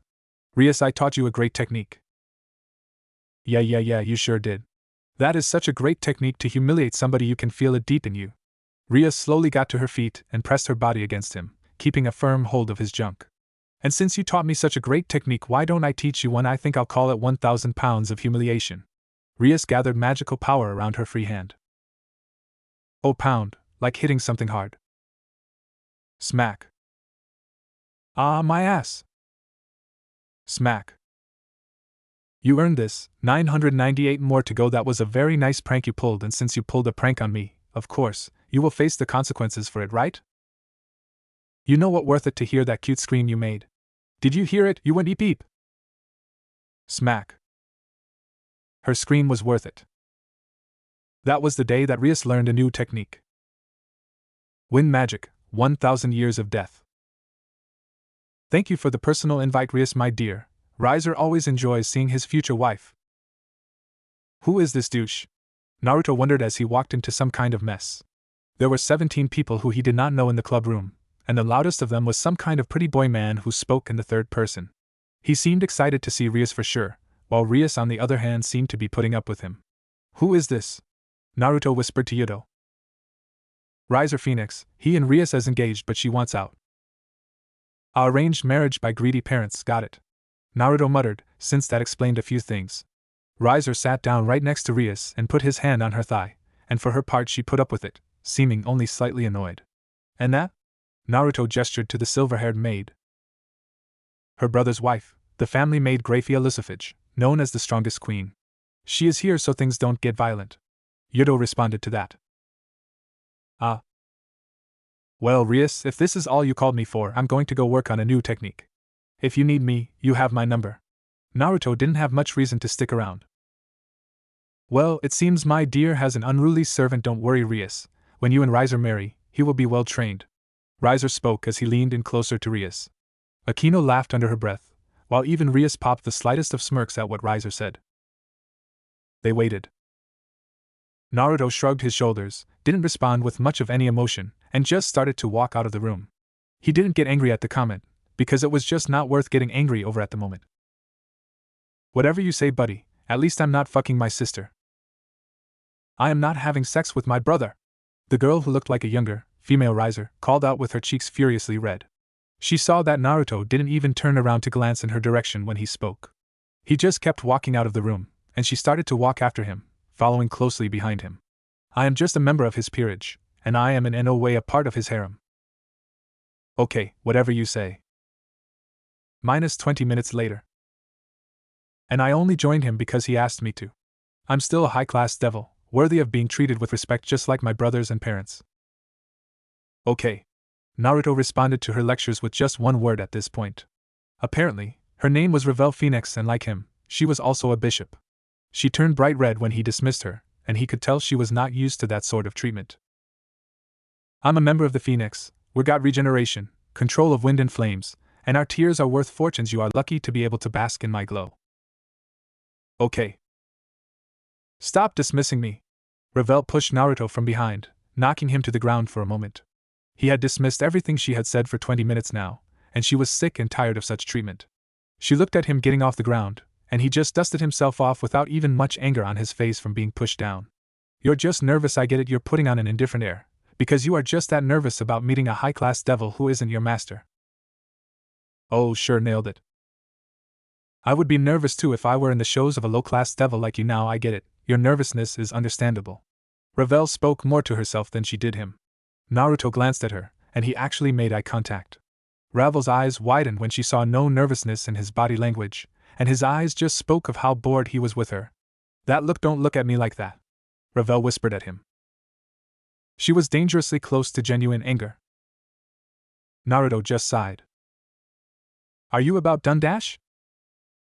Boom. Oh no, what have I done? I killed him. Revel paled fast when she realized her temper had gotten the better of her. Her hand was still extended, and smoking from a fireball she just shot out. She was so used to blasting her brother's head off when he pissed her off, that when she reached her critical levels of anger, she did it again without remembering that nobody else was immortal like her family. So she ended up blasting his entire upper body off. She killed another Devil's Peerage member. "Oh, don't do that again," Naruto stated as shadows collected around where his upper body had been, and he healed from the damage, his entire upper body regenerating in no time. Ravel was left slightly stunned when she saw him alive again in moments, while Naruto dusted himself off. "That hurt, don't do it again, good thing I saw that coming." Naruto went back to training as Ravel was just standing there, dumbfounded. How did you heal from that?" Hard to explain, let's just say that I can't be killed through the most traditional of means. Still doesn't mean it doesn't hurt though. Are you just going to watch me train? Because if you don't want to spar, you can go away. Naruto would rather a future enemy not watch him. Ravel, still dumbfounded, looked for any explanation in the area for how he had survived her attack, and she was finding nothing that could really explain it. How had he not died? "So you heal from even fatal wounds? More or less you calm down now?" Naruto asked her, because her temper had been dimmed by her worrying. Now it had been dimmed further by how she was confused, which made her much more willing to listen. "You want to train?" Ravel smirked. "I'm an immortal phoenix. I don't need to train. No matter how you wound me, I will always heal." "How much you want to bet?" Naruto asked her with a deadpan expression. Ravel looked at him with a raised eyebrow, confused by how quickly he was willing to bet on it. "Oh, you say you know some method to defeat my immortality? You heal from wounds, right?" "Right," Ravel confirmed, her eyes narrowing at how casually he said that, as if her healing ability didn't concern him at all. "Your physical and magical attacks won't do anything to me, because I can heal from all of them, so I would take that bet." Ravel smirked at him as her confidence slowly built up. He shrugged. "Okay, then you're a powerful, full-blooded devil, and you're physically stronger than me, combined with the fact you can heal from all my attacks. Let's say let's have 5 sparring matches, and if I knock you out 5 times in different ways, I win and you will do anything I say," Naruto told her, as he limbered himself up. Ravel was interested. "So you have to win all 5 rounds, you have to do it different ways to win, and what do I get for winning?" Ravel asked Naruto. He shrugged. "If you can knock me down and pin me, I'll do whatever you say for each round you win." Naruto really gave her a good deal. She smirked. "Fine, I accept that." Round 1. "Just letting you know you won't win." Ravel raised her hands up, because even she had some basic training. There was no way some runt smaller than her would be able to beat her and knock her out. He wasn't even getting into a fighting stance. "Go whenever you want." "Fine then."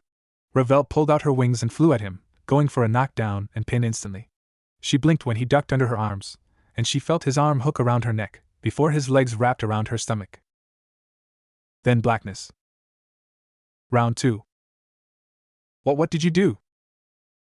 "I put you in a choke hold, and cut off all circulation to your brain.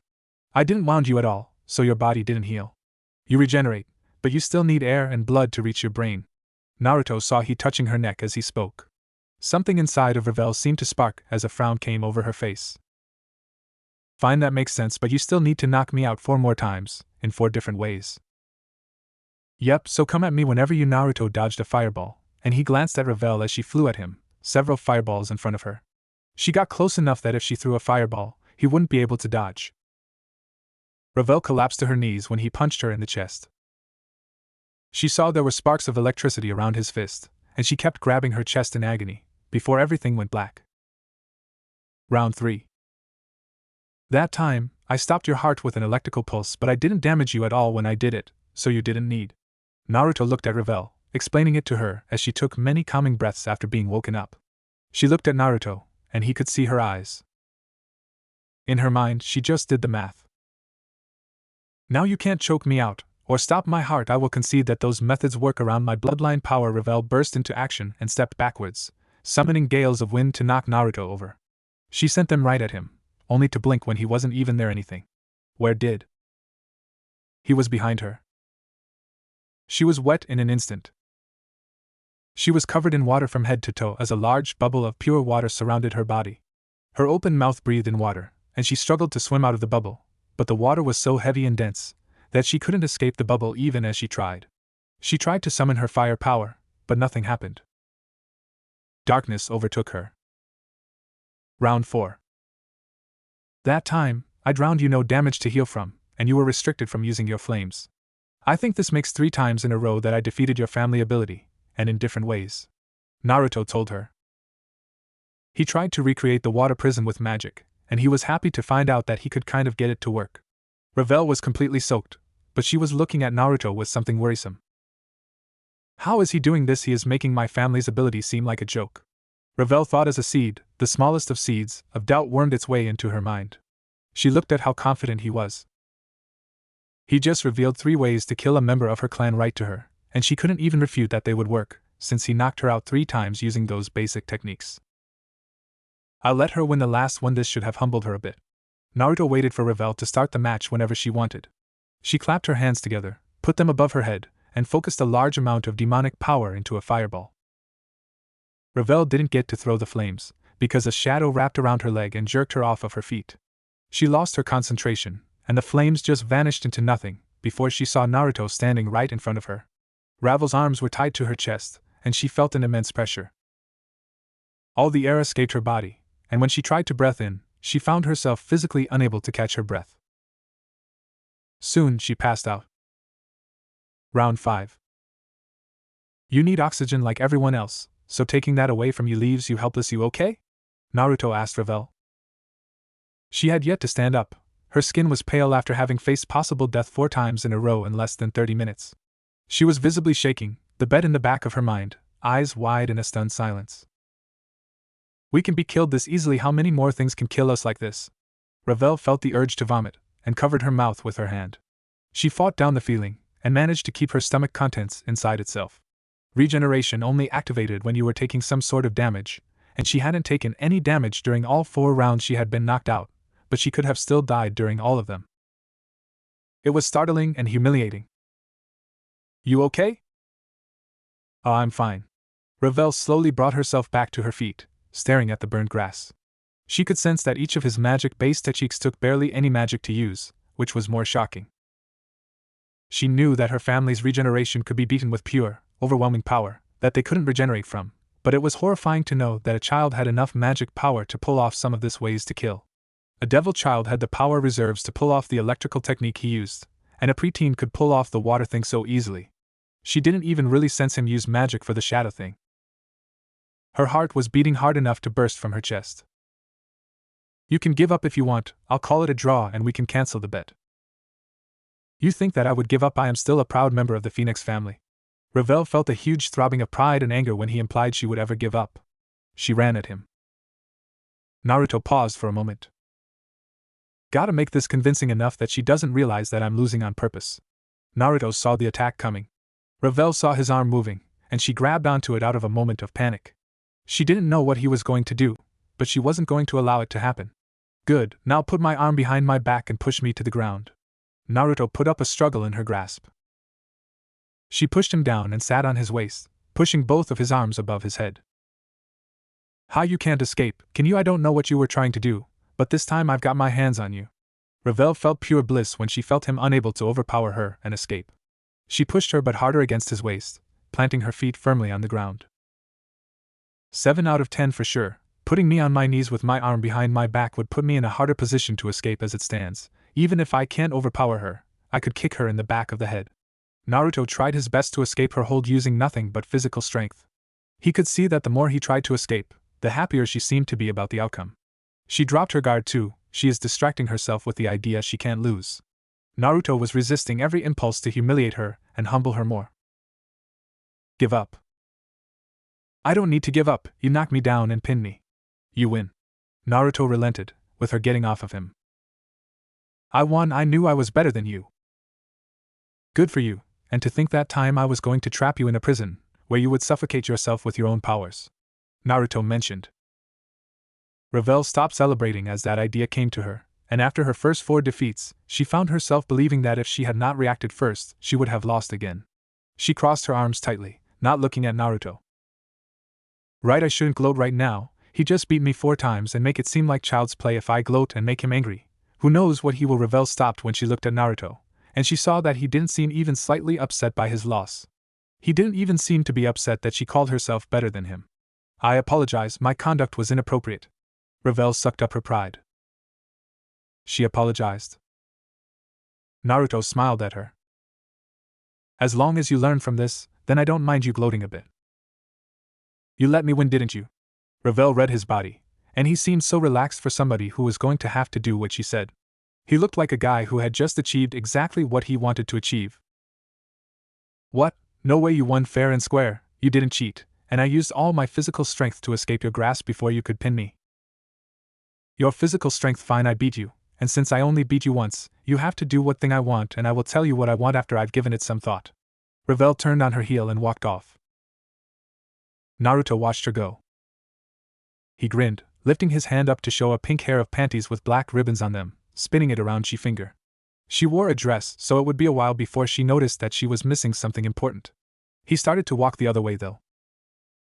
Ah shit, I just flipped her worldview of her family upside down, humbled her, and then I was kind to her instead of mocking. I hope this doesn't turn into another Akino situation. Naruto really hoped that this didn't turn out like others. Like Koiki or Priestess Cheyenne or Amaru or Shizuka. Shit, did I just fuck myself in the ass on this one? Naruto turned and looked at Ravel's back as she left. The question was if she was the type of girl who just needed to have her arrogance in her family proven wrong to develop some kind of feelings for somebody, and then be shown kindness. If that was the condition for her interest, then he was sure that he was going to be screwed in the future by his desire to humble the princess. Fuck, I think I'm in danger. Naruto started to run. He needed to up his training to survive the utter shit show that would be going down in the future,